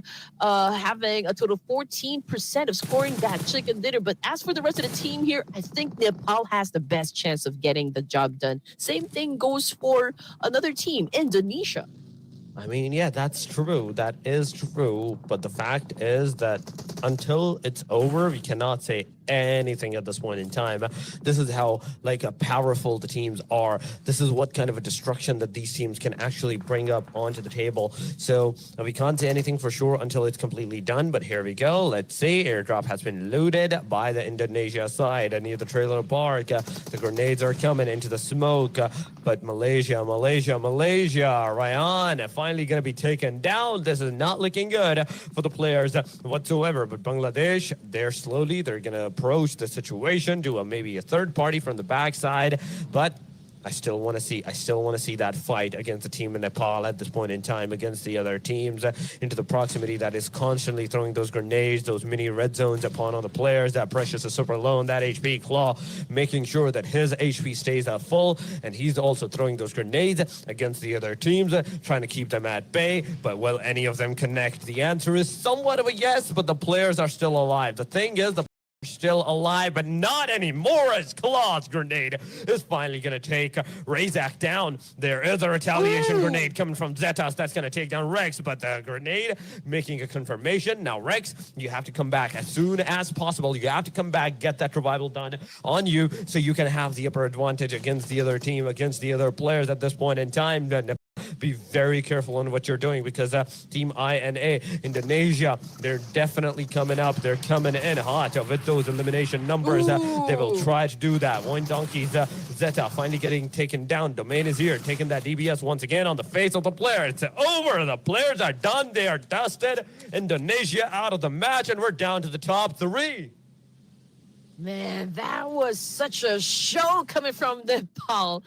Oh, that was a great exchange, great performance, great execution. 9 points in the bag there. So I guess they have now picked up their momentum, which is absolutely great, not just for the caster, but for the fans as well. Definitely, I just know the fans are cheering down there in the comment section. But anyway, we're looking at the final 3 teams remaining. Bangladesh is still in the mix here. And again, we did talk about the consistency coming from Bangladesh. And right now they are displaying their skills, showcasing their talent when it comes to playing PUBG. And now they're currently at number 3 here for this round. Stage 9, ladies and gents, and eventually we will be running out of space here to play on, so teams will not have any choice but to actually collide up against each other. They do. This is the top 3, and this top 3 is going to be super deadly, as Bangladesh is going to lose one of their players. That's a knockdown. There's no hope of getting that revival upon on the player at the very least. Claw is ready to take that action. He's getting into the car with the rest of his team members. 6-9 getting finished off. There is 90 Degree alongside of Hitman, but 90 Degree, first of all, getting taken down. Hitman, the final hope. The DBS is making connections. He gets a knockdown. Couldn't make an elimination on the player, but 10 bullets on the DBS. Ooh. It's not going to help them as the player gets eliminated, and Hitman out of the match. With this, we have 12 elimination, ladies and gentlemen, for the team Nepal. This time around, it's 12 elimination, and they're just gonna soar even higher and higher and higher from this point onward, as they're ready, they're in the confidence, they're making sure that anybody that's coming in into their front side is absolutely getting decimated. This is a 2 versus 4. They know it's only just 2 players, and they can easily go into that direction, take that fight against them. But Hong Kong, China, 9 elimination to these teams, to these players named. The grenade is going to go. It's finally going to hit one. The second one, on the other hand, he will try desperately to survive, but I don't think there is any chance of survival. And there we go. The player gets eliminated, and it's over. Nepal securing that winner chicken dinner of the match number 5, ladies and gentlemen. That is our first Miramar, and they're going to start this aggression with almost 15 eliminations. And they know this was the right time for them to actually take their aggression up a notch here, was able to secure a lot of elimination points, plus the chicken dinner. So this is like a major victory from Nepal. And judging by the way things ended, you know, from that last zone between them and Hong Kong, China, they have the numbers, they have the advantage, they got the high ground, and it was easy for them to actually bag that winner chicken dinner for match number 5 here. And again, this is already the second to the last match here for day number 1 of Asia B, and it's even going to be more interesting as we step onto the final Miramar to cap things off for day 1. Yep, that is the day number 1, match 5, the first Miramar, ladies and gentlemen. These were the final moments where got that winner chicken dinner. 14 elimination. 14 is the lucky number for these guys. This time around, the number of eliminations that they're going to have, and now it definitely is going to help them a lot with 24 points secured. But going on to the Precious, he has 690, the most damage dealer. Claw with the most assist, 5. Claw is also the guy with the most elimination. That is also So Precious, after that, is going to be the guy that has survived the longest with 29 minutes and 8 seconds on the clock. Going on to the stats, every single player stats, in fact, it is Claw, 5 elimination, 520 damage. We have Precious, 690 damage with 2 eliminations. Someone get my man some eliminations, man. I don't know where he is. 4 eliminations win. Yeah. Well, at least, there are a lot of teams really stepping up into when it comes to their gameplay, at least for this group. I mean, yesterday there were a couple of, or like maybe several events that really happened, that really made our blood boil, or like maybe made us sit at the edge of our gaming chairs. But this, I mean, this lobby is, I guess for me, super stacked, considering the caliber that we have, from like the teams. Throwables used in the game, it's a total of 163. That is way higher compared to the 114 just in the previous round. So again, since we still have one more game to go, just maybe we could still see this number go up. Oh, yes, that is absolutely true. We do have to see what's going to be the situation. But going on to the head-to-head, it is Nepal versus Myanmar. 14 elimination to 10 elimination. 1989 damage to 1362. Then we have the double assist, 15 assist to the ratio of 7 assists for Myanmar. 12 knockouts on both sides. So that's one thing. That's what we're doing. So with this, it is the head-to-head done and dusted for the match number 5. Now, ranking.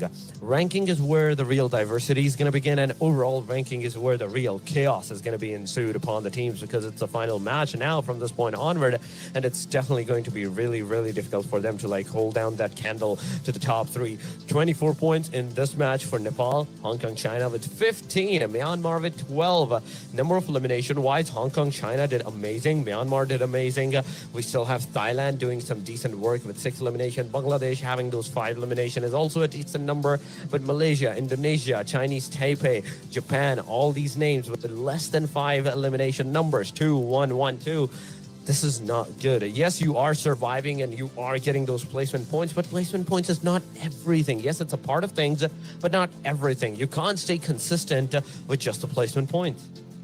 Oh, definitely. I mean, it's not going to help you really be at the podium stage here, so to speak, in any tournament, not just this one. And again, what makes a great team that could probably take on a lot of fights and get the victory is that if you can carry your own weight, if you can be flexible, if you got to be versatile in terms of how you handle each situations in each of the maps here. I think that's the way to go. And so far, Nepal has been great, from this particular round. But of course, we're going to be focusing on the data or the numbers that we can see from the overall rankings. And I believe with this performance, even if Myanmar wasn't able to score the chicken dinner this time, they are still at the top here, and Malaysia still at the second place. But hey, this is just day number 1 for Asia B here, and we just know that perhaps Malaysia is going to do something about this one and take the throne or reclaim the throne for this tournament, or at least for these qualifiers. But again, I'm very happy that Bangladesh is quite consistent right from the get-go with a total 55 points and still currently at 3rd place here. But with this massive performance coming from Nepal, they were able to skyrocket themselves onto this 4th place with a total of 50. I mean, that's true. They did like skyrocket it somewhere at the very least, but do more work. More and more work is really needed. Just look at the point difference. We have like 58, 55, 50. Top 3 is very concise at this point in time. There's not a lot of points difference. But as we move to the number 4, number 5, we have 6 points of a difference. Then from that 6 point, it goes up to 14 points of a difference. That's where the real diversity is going to begin. That's where the real work is needed. And if you can't secure those 14 points in those short of a matches, you're not going to be able to secure a decent placement into the top 3, and you might not be able to qualify for the next phase of the games. But yes, this is the second page, ladies and gentlemen. This is the second page that we're seeing. baton on the number 12. Slowly, steadily, we are seeing these players that go up. And at the same time, Laos, Timor-Leste. These two players. Laos, on the other hand, okay, they didn't even play a single match, but Timor-Leste, they're kind of giving me the vibe of UAE at this point in time. It's 5 matches done. UAE had 3 points yesterday, right, for the Group A. Timor-Leste now, today, they have 2 points after the 5 matches. Yeah, you're absolutely right. But then, well, there's still day number 2 here, so perhaps they could just go through the broadcast that we'll be having today, or will be having today. Then I guess they could maybe talk about what they can do better, in the next matches to come. But you know what? We're gonna find out just who will win the final round as soon as we come back here, ladies and gentlemen. So don't go away. We'll be back after a short break.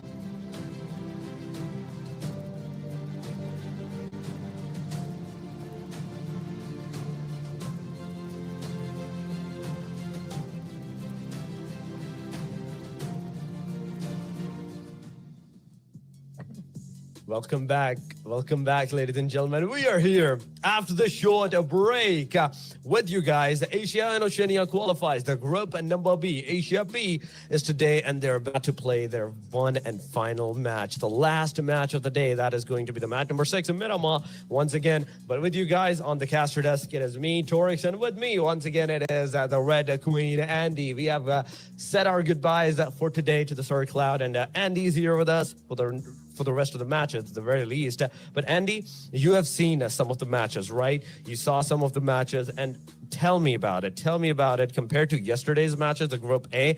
What do you feel about the Group B teams and their aggressions? Well, Nepal's definitely catching up with Myanmar, Malaysia, and Bangladesh, at the podium stage. And with this final round, I do wonder if they can keep up the same pace and consistency. I mean, they can probably pull it off, but of course, that is if the other teams would let them do just that. The firepower was amazing, no doubt. They were able to clear the way up to the final zone in the previous round. So I guess, we are expecting an ultimate showdown to happen for the final round. It's also the final chance for Malaysia today, at least for today, to reclaim their top spot. But the question is, will Myanmar let them? Yeah, I mean, that is the question. Will Myanmar let them take that top placement or not? Because at this point in time, the amount of fights that we are seeing, the amount of aggressions that is happening, those point structure from the top 3 all the way like number 1, number 2, number 3, it's kind of looking not too good, but at the same time, not too bad as well. So there is a slight possibility that, okay, the good things can definitely happen. The good things can definitely occur by all of these teams at this point in time. You just have to make sure that you pray and you're like, okay, we need to get as many points as soon as possible that we can possibly get. But yes, aside from all of this factor, the final match, it is going to be the Miramar once again. And it just asked to Miramar. It started with a little bit of stalemate, but then suddenly the whole gear shifted, the whole pace shifted. We saw a very aggressive map at the end of the day. Yep, I mean, judging by how things went in the previous round, nobody is safe just yet. In the overall rankings, the gap isn't really that wide just yet. Anybody could take the top, to be honest.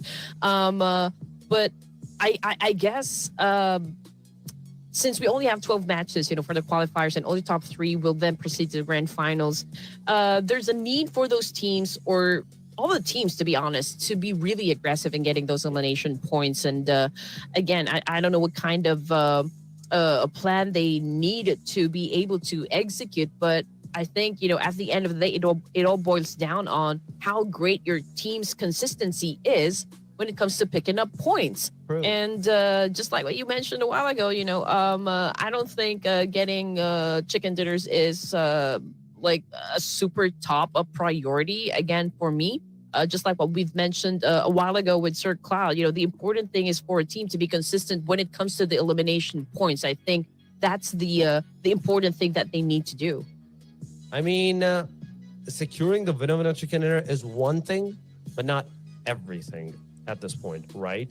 So it is one thing, but not everything at this point in time. You have to make sure that somewhere in between, you're also covering up your points with those aggressions, with those elimination numbers, because it's the consistency that you want to have. It's the consistency that you really, really, really need at this point in time. And you can't have that consistency without securing those elimination points and the elimination points at the same time. You have to keep everything balanced. Everything should be balanced for the things to really, really work perfectly into your favor. The final match is going to bring so much chaos. I do expect that majority of the teams, they might go for the aggressive stance, but not all of them is going to go. Bottom line teams, there is a must. They are a must to go for the aggression if they want to have any good chances of surviving from this point onward into the next phase, into the next day. This is their time right now from this point onward. One wrong move and everything is going to be over. But ladies and gentlemen, we're here with our final match of the day. On your screen, you can see the plane, and it's going to go kind of shifted towards the one eastern corner to the other eastern corner, top to bottom. They can they can actually be aggressive, but they cannot really be reckless. You know, they have to always really consider everything that they're going to do in every situation. You have to make a series of good decisions to be able to get to the latter stages and, also get that winner chicken dinner. And I guess, for this tournament, we don't really have that much option but to really play this one with like a champion material like kind of gameplay for this team, just to make sure that they will get through all of the obstacles from inside this tournament. And that could be hard to pull off. It really is not that easy. I mean, considering the names that we have here in this competition, the teams that we have, it's absolutely nuts. If you're not too careful and if you are going for that rush decision gameplay, it's going to be hard for your team to actually survive any battles from inside Myanmar. But anyway, I think we do have a clearer picture of what is happening over to the map feed over here. So the circle just favored the northern side, but we do have a number of teams already inside, like Indonesia, Nepal, Bhutan. We also got Timor-Leste into the mix over there, but I don't think a fight is going to happen just yet. Even in Los Leones, we have 2 squads in there, but since they're so far away, from each other, I don't think a fight is going to happen in there. But it could be a different story for Bangladesh since they are so close with Sri Lanka. Yeah, they are close to Sri Lanka, so be very careful. These teams have to be careful at this point in time on what they have in store for us. But once again, Picado is once again contested, ladies and gentlemen. We are seeing 2 teams this time, Hong Kong, China, and the team Pakistan, right close to each other's proximity. They're just chilling. They're just waiting for the other team to make a move. But I'm really glad that there is not a third party in the proximity that can potentially harm or weaken the fight capacity of all of these teams, both of these teams, as a third party into the scenario. So a good opportunity for both of these teams to actually finally take the fight head on against each other and determine, okay, what they need to do, what they want to do from this point onward. At this point in time, I'm really seeing some of the aggressions from both of the parties. It's not just one team that's actually going on for the aggressive stance. It's both of them together. They are going for the aggression. They're approaching this fight, and we do have to see if they're going to be able to secure any kind of eliminations for themselves. IQ is over here. You can see him behind this area, behind this broken wall, just chilling. On the other side, you can see the Hong Kong China just leaving the premises of the compounds, getting out of there. And I don't know why. This might be a wrong move for them. This might be a bad move from the Hong Kong China. By disengaging this fight, you're giving more of a play space to Pakistan instead of you taking that opportunity to secure the a playable zone. Well, the only difference that I can see from Picado over here is that Timor-Leste is not actually part of the mix here. I mean, if you guys can remember from the previous Miramar, it was a 3-way battle that happened between Team Pakistan, Hong Kong, China, and of course, Timor-Leste. And now we're looking at Team Pakistan having an engagement up against Hong Kong, China, and that was a straight nade to the face there by from IQQ, or was it IQQ who took that nade?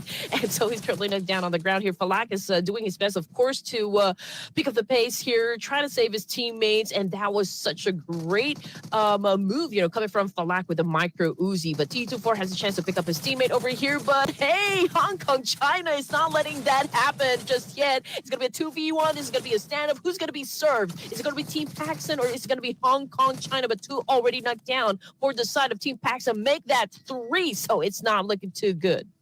It's not looking too good at this point in time. Come on. We do have to see what's going to happen. At this point, both of the parties are receiving a lot of considerable damage. The chances of survival is really low at this point in time. But we do have to see what's going to be the next situation, what's going to be the next scenario for both of these parties, both of these teams. At this point in time, we're seeing the team in fact, Pakistan leaving this area, leaving this premises. Let's see what they are going to do, how they're going to approach this, because right now there's only one player alive, one player remaining into the match from the Pakistan side that I can see. And Naki, he is just leaving this area. He's like, yep, I'm out of here. He's getting shots from the backside, but fortunately for this guy, I don't think he's going to be able to get shot at any moment whatsoever. He's that far away that he's out of the render, finally getting out, finally being safe. But for how long? How long can this go on? Naki, you're just a solo player now, and there is always for a solo player to like actually engage in any kind of fight, any kind of engagement that you're going to see from this point onward. You are forced to retreat away from it. Yep, I mean, we do understand why Team Pakistan actually decided, okay, this is going to be not going to be worth it for us. Maybe we should just focus on getting those placement points. I mean, they don't really have that much of a choice since they're down to their last player. But if you guys remember, Team Pakistan actually did not do very well in the previous round. They had an early elimination because of Hong Kong, China. And again, you know, for Hong Kong, China, they absolutely nailed that fight up against Team Pakistan, hence getting the advantage. And now Noki is in a world of trouble here in Myanmar, Myanmar. So he needs to make sure that he gets to the latter stages of the game here to collect some placement points for the team. I mean, just to make sure that they don't go out empty-handed. But here comes Bangladesh right now. Hitman with a massive charge here, using a UMP, was able to inflict a lot of damage, though. Not enough to put that player just yet. But of course, Hitman will not be letting go of this situation. He is about to drop from the top right here, and with a kill for Hitman. That is the elimination right there. Bangladesh is going to have it for themselves, ladies and gentlemen. A good, wise choice from Bangladesh side. But now, with this fight initiated against Sri Lanka is going to retaliate, and Thabs is actually going to get 190-degree down. It's a knockdown back and forth. Both parties are finally going to receive some damage, are finally going to receive one casualty at the very least. The grenade is going. Omega receiving that grenade, but only getting a scratch out of it. Not too much, only just a scratch. So with this, another grenade ensues. This time around, once again, what is this guy made of that he is making sure that he tanks every single grenade that is being bounced on him? Ooh, okay, here we go. Sri Lanka still trying to counter Bangladesh in this situation. We got two of them inside this building, so that is why Bangladesh has been throwing a lot of nades to flush them out of this compound. But there is someone doing the off-angle attack here up against Bangladesh. That is why we can understand, you know, the hesitation coming from Bangladesh to enter this building and to just, you know, eliminate this player. Thabs is doing his absolute best here, of course, to rattle up the boys of Bangladesh, but it's not working out too well. And there you go, Bangladesh crashing this compound, taking their win, taking their points. And Thabs, I'm not sure what exactly you're going to do in this situation. It's probably already too late. It may be too late for you, but you never know. But Thabs, finally, it's over. The player is done. The player is dusted.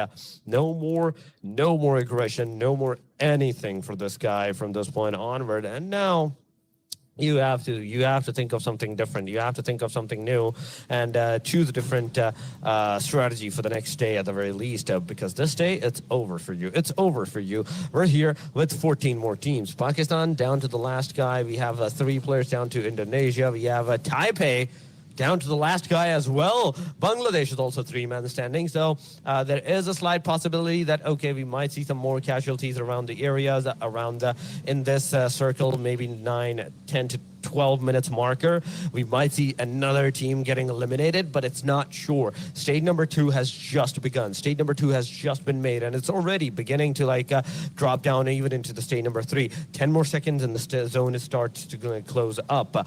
That moment with the team, when they realize that the circle this time around is going to be deadlier than the previous one, they might make some mistakes, but it's not necessarily enough to just take the circle for them to make a mistake. But on the other side, talking about the teams that has cemented themselves in a very, very decent position, it is almost 80% of the teams in all of the scenario.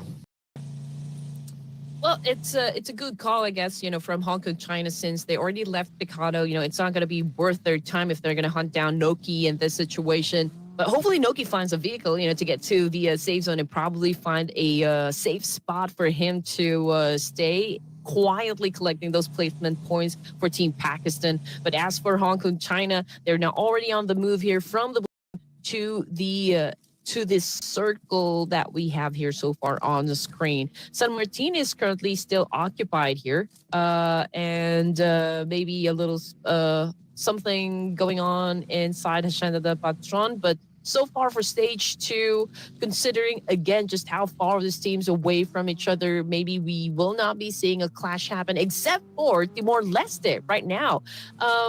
They just collided with Japan, if I'm not mistaken. That's true. That is true. They are colliding right now. But one thing that we do have to see is how the fight is going to affect their momentum and the other team's momentum. How the other team is going to actually approach the situation for themselves. The fires are going on, the sprays are coming around, but nobody's getting that connection. Nobody's receiving that connection to get eliminated or whatsoever. So the chances what we're seeing of all of these fights happening, it's really slim. But finally, as one of the players of Japan gets taken down, the situation is definitely going to ramp up a little bit. The players are finally going to be able to rush in and close in into the proximity to take the fight more into the close range quarters. Myanmar is on our screen as well, alongside of the fact that they are shooting at the team that is above them. That is right now onto the upper side of them, on the ridge, upper ridge of them. So the chances of survival goes really, really thin on this. Be very careful on what you're gonna do and what you're trying to do at this point in time. One wrong move, it's gonna take you, it's gonna cost you to get eliminated, completely annihilated from this match. That's the thing. One wrong move, it's gonna be enough for the players to take you down. But the circle's gonna take another shift. Once again, it is the water treatment, Cruz del Valley, close to that proximity. We are seeing the teams into the close proximity, whereas you can see the southern side, it's kind of heavily contested. 3 angles, 3 different regions where the shots, where the fires, where the engagements can definitely occur. It's still a hot mess down south, but we will definitely see a lot of cleanup happen right at the edge of the circle over there, just considering the amount of teams that will be headed towards that direction. But as for Myanmar here, they are defending this very spot where they're currently staying at the moment. They could potentially go up against Bhutan and even Indonesia and even Vietnam, in this situation. I mean, Vietnam has been bidding their time. They're not joining into the mix. They're observing what is happening. They're monitoring the situation and probably cooking up something big, towards the latter stages of the match. So we'll just have to, of course, wait for that one to happen. Right now, we are still at stage 3 here with 1 minute and 30 seconds on the clock before we move on to stage 4. We're looking at Malaysia, and in the previous round, Malaysia also did not do exactly great, so this perhaps be a game that will be a comeback for them. This may be a comeback, this may not be a comeback. It can go either way. It can go both ways at this point in time. It all depends on how you're going to approach the situation, and that will determine whether you're going to have a decent opportunity of surviving or you're not going to have a decent opportunity of surviving. But aside from all of this, Myanmar still is on our screen. We're still waiting for this team to actually go for the fight. So far, they're looking from the mountaintop all the way down to everybody. So whatever the thing is happening, whatever how this fight is going on, it's going good. It's going chill. Not a lot of casualties that can actually happen. But Pakistan, the moment I talk about casualty, and Pakistan is yeah, we're going to have the casualty on ourselves.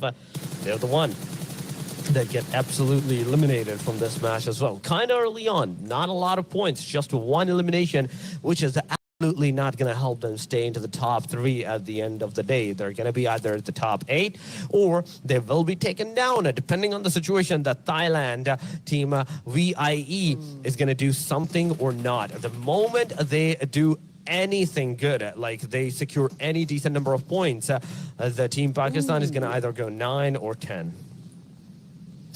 Ooh, hardship right there. But this time, the zone actually favored Myanmar, Indonesia, Bhutan, and even Vietnam over here. So again, Bangladesh needs to step up their gameplay, since they will have to deal with potentially Nepal if, of course, they decide that this is going to be the right time for them to get into the play zone. But as for Team Malaysia, also a great opportunity over here. They could go up against, the likes of Hong Kong, China, even Thailand. We got another team over here that might be able to challenge them as well. That would be Starboy and the rest of the gang over here down south. They're about to pass through water treatment, but I think they're going to avoid a conflict, as much as they can, and probably engage in a battle right towards the final stages of this match. So far, we're looking at 13 teams remaining over here for stage number 4. Indonesia is still pretty quiet at this point. They're not getting into any altercations just yet. Same thing goes for Hong Kong, China over here. But I do know for a fact that, most of the teams here are still getting that information gameplay. So let's see what's going to happen as we play on through stage 5 of Miramar. Oh yeah, we're into stage 5 of the Miramar almost after 2 minutes. It's going to be that, but Taipei, first of all, they're going to be another team that will be annihilated from this match. They're out, they're done, they're gone. The top 4, the top 5, they're still alive. The other side, we can see the top 7 to all the way 12. They're also into the proximity of the match, so the chances are still there for them to make a decent move, take down one another, get into the top spot. But Thailand doing some decent shots, decent jobs, but also losing 2 of their players. That's not a good thing whatsoever. There is also Malaysia into the vicinity, into the engagement, as one player is giving that revive to every single one of the players at this point in time. We can see one player, that is Yami, into the back line. Malaysia finally giving that revive to their players. The Cluck is back on his feet. He is alive. He is 75 HP in a short while. We will definitely see that, but in the meanwhile, Timor-Leste, they're the first one, another team in this top 11 to get eliminated. All right, here we go, Yami. Okay, he tried to go for the nade there, but switched to a UMP instead. But we can see Hong Kong, China, man. That was a brutal one coming from them with that nade. They were able to shut down a player. The fight is not over just yet. Definitely the teammates will be looking for Yami over here, and will be serving up their revenge as well. But let's see what kind of maneuver they're prepared to show us up against Hong Kong, China over here. I mean, they do have that great vantage point that could potentially shut down a couple of players from the other team, but we'll just have to wait and see if they can be accurate with the execution. But so far, it's a lot of pressure out to the side of Hong Kong, China, just because they're the ones down below. From the kill feed, it's Bangladesh versus Japan at the moment, having the trade-off, having that exchange, and we already got a couple of players from Japan that got already knocked out of the game. But just like that, it was Team Bangladesh that got eliminated from that fight. They definitely did. They definitely did. But now, with this top 10, 32 players remaining into the game, things are going good. Things are going decent. From this point onwards, somebody's finally going to go for the aggressive approaches. Some of the teams will go for aggression. Hong Kong, China close into the proximity. There is a close team into the region. The fight can definitely ensue, but we'll do have to see what's the first move that this team is going to do against them, and how they're going to start the engagement in all of that fight. Japan in the front line. Indonesia is trying their level best with the sprays, with the tap fires to actually find out the player.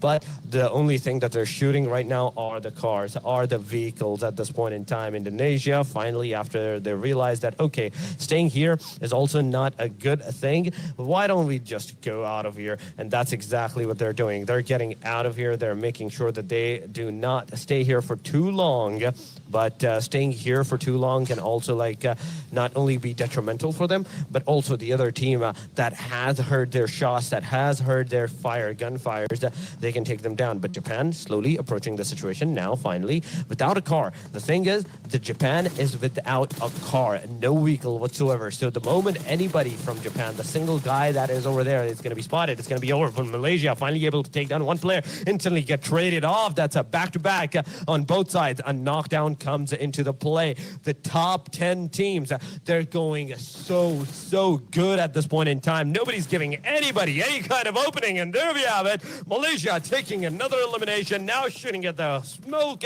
trying to get some more casualties for their names. So far, 5 elimination. They want to make it 6. They want to make it 7. But the question is if they're going to be able to do that, because not only right now they're shooting at the team that is in the circle, they also have to move in the circle.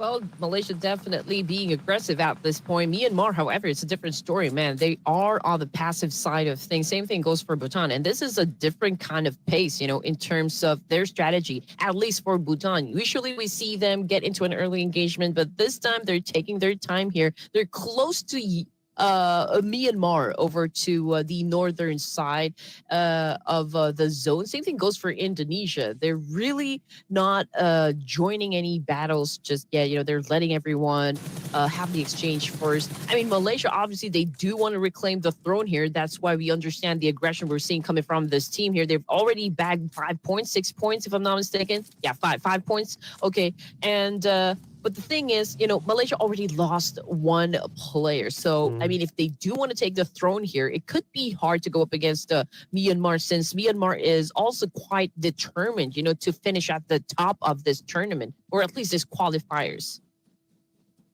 I mean, it all comes down to the fact that how long can you hold down one fort, one position before actually the other team can actually engage on you. The circle is about to take another shift.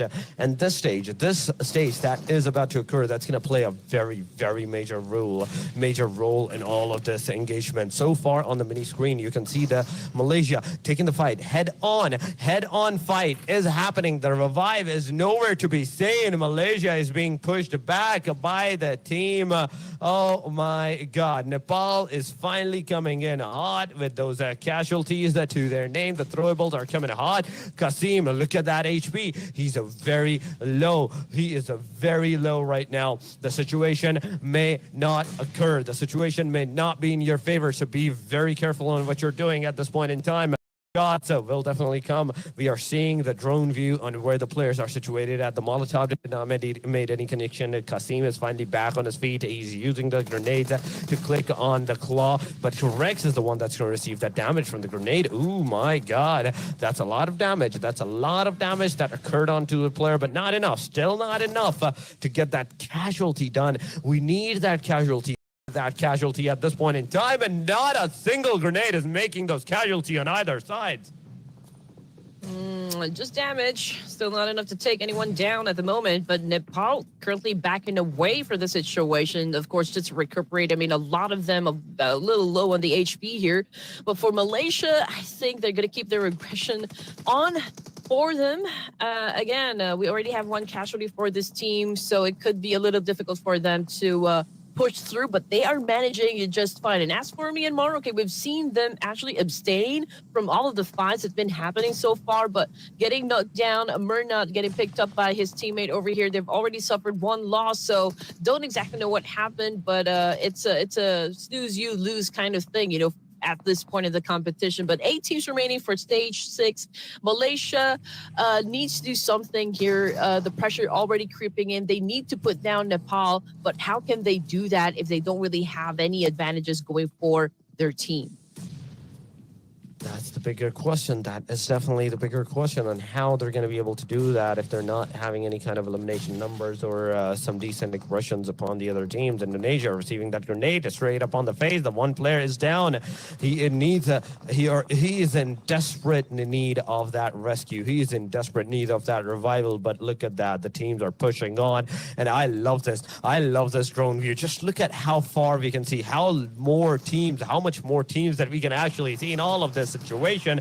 The players are pushing finally into the area. One donkeys, Indonesia side. Let's see. They're right on the face of the players, but no casualties so far. You can see Zakaria. He got that revive. He got that 75 HP, but that Molotov is going to do a lot of damage. There is an airdrop being looted, but still, the situation of that complete annihilation of the team has yet to occur, has yet to come pass onto the team. And finally, Yazax came in with that grenade, made a connection. It's a knockdown coming around. Consulate, let's see if he's going to also be able to get any kind of casualties done. The answer is yes, he does do that. He does get that casualty done, and it's all over for the players. Beautifully done, beautifully engaged, and everything came in perfect for these guys. Some decent, amazing shots, and those aggressions that they did has came finally into the play.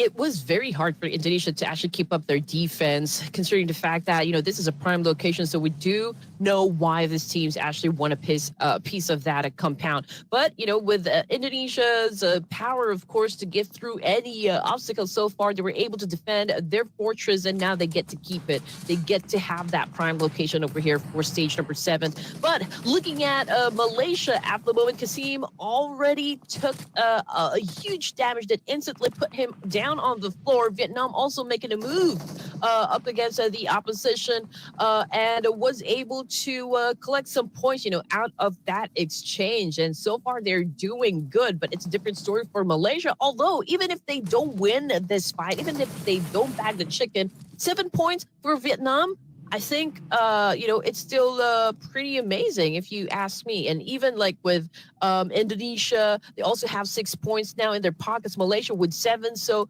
I guess everyone is doing great.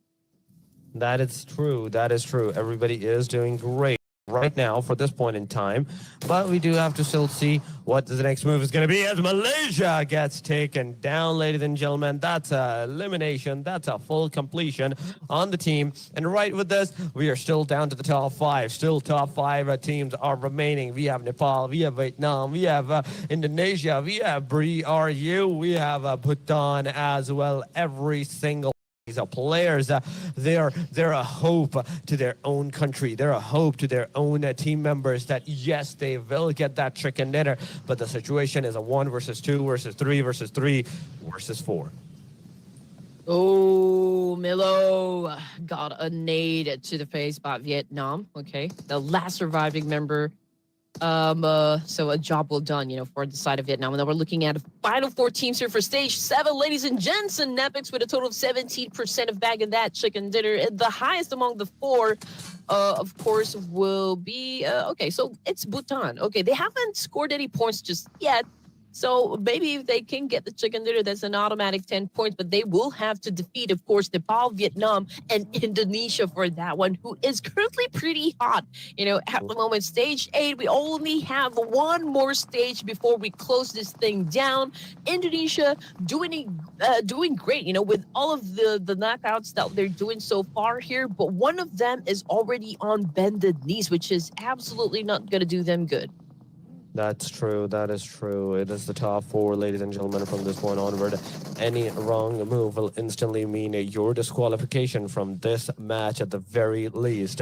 You will not be playing anymore. You will not be securing any more points from this match if you make even a single slight mistake at this point in time. But Bhutan shooting at the players, finally giving out their location. They're also going to have that airdrop to their name that will help them a little bit with the level 3 arsenals, level 3 vest, helmet, and the backpack. But backpack, I don't think you need that anymore. You're done with your loot, and right now you're utilizing your loot. Indonesia has also 1 player down, so Zeta needs to get that revive ASAP. The circle is also closing in. The state number 8 is closing in, ladies and gentlemen. This is not looking good. This is not looking good for so many of the teams at this point in time. We can see that engagement. We can see this whole match ended within this 1 minute. At this point, players are closing in. The grenades are going, but not making any connections. No connections are happening. The players are still alive. You can see Indonesia over here, but Consulate, he got his player eliminated right on his face, and that potentially has provided his location to the other enemies as well, to the other players as well. Yes, he is still alive because of the fact that he is prone down. He is behind that small ridge of a cover. The moment he's going to get up, the moment he's going to, even on the crouch section, on the crouch position, he's absolutely going to be decimated from all the different directions. Oh, this is a great thing from Bhutan. They managed 2 teams here while they're actually gunning for them. And Nepal right now, it's just really paying for that mistake that they did. It wasn't a very good position at all. It was a vulnerable spot in Vietnam with the late gameplay. Oh man, beautifully done by Vietnam. The way that they eliminated Bhutan, they definitely took the time there. Really gave their patience and just really waited for everyone to give damage up against each other. And just at the right timing, for Vietnam, just stepped in and get that chicken dinner. So it's a convincing win for Vietnam. That is a convincing win for the Vietnam, but my question still remains over here. There is one question that still lingers in my mind, that how many eliminations that the other teams have managed to secure. How much of a points difference are we seeing in the final match? At the very least, the match ranking, what kind of a point structure we are going to see at this point, because this is going to be huge. Either this is going to bring down so many teams on those bigger point structure down to 3-4 points of a difference, or it's going to increase it even more to maybe 8, maybe 10, even 12 points. But this was the final moment, ladies and gentlemen. We have 12 eliminations for the side of Vietnam, 22 points that they are going to have in this match at the very least. Going on to the individual stats, where everyone's going to have their chance of securing that top elimination or the assist number. It is Max LV, AGRXN. We have a Max LV once again with the most elimination and the most damage. And RXN, he has the most assist with the most survival time. Absolutely right. But anyway, okay, so next up, we are looking at the winner stats here coming from Vietnam. And again, 3 elimination points coming from aggression. Okay, I'm just going to read it by there. Or is it RXN? Okay, whatever. Okay, Max with 4. We've got Tuan here with 4 and Boy T with 1. And again, the timing here is impeccable coming from Vietnam. They let the 3 teams battle it out first before they actually got into the mix, which is a great thing to see, from Vietnam. They picked their moment, and now they were able to get that reward, which is, of course, the final chicken dinner of the night. I mean, I love this. I love the fact that how every single one of these teams actually played it out so beautifully. But now, going on to the match summary, we're seeing 52 total eliminations with 57 knockouts, 17 rescues in this match with 183 throwables used, ladies and gentlemen. This is what I wanted to see. 14 headshots. This is what I wanted to know. And the longest elimination distance is going to be 387 meters this time around. Really, really lives up to the name of the Miramar. But the total healed, that's the most insane amount. That's the most insane amount that we're seeing. 10,136, highest in any of the matches, any of that group whatsoever in the past 12 matches, whether it's the Group A or the Group B that we have seen. This is the highest number of healings that we have witnessed. Oh, well, look at this. Okay, 12 elimination points for Vietnam with 1,761 damage output. And Malaysia only has 7 elimination points in the bag here, but almost the same damage outputs. It only goes to show that, Malaysia was able to knock down maybe a lot of players from inside the game, but they weren't able to actually translate that one into full-blown elimination points. So I guess when it comes to accuracy, I can give it to Vietnam, with the kind of stats that we just saw moments ago. Now, if you missed the whole thing, well, don't you worry, we got you. We got the match rankings on screen at the moment. Vietnam with a total of 22 points, followed by Indonesia with 12. So 2 teams that ended the game with a double-digit finish. And on the 3rd spot, we got Nepal, of course, with 9, Malaysia with 9, and Bangladesh with 6. And again, this top 5 teams right here shining through for the final round here. And pretty much I can say the same thing. I mean, Bangladesh with their impeccable consistency as well. I can say even with the last round, bagging 6 elimination points will definitely help them maintain their pace in this competition.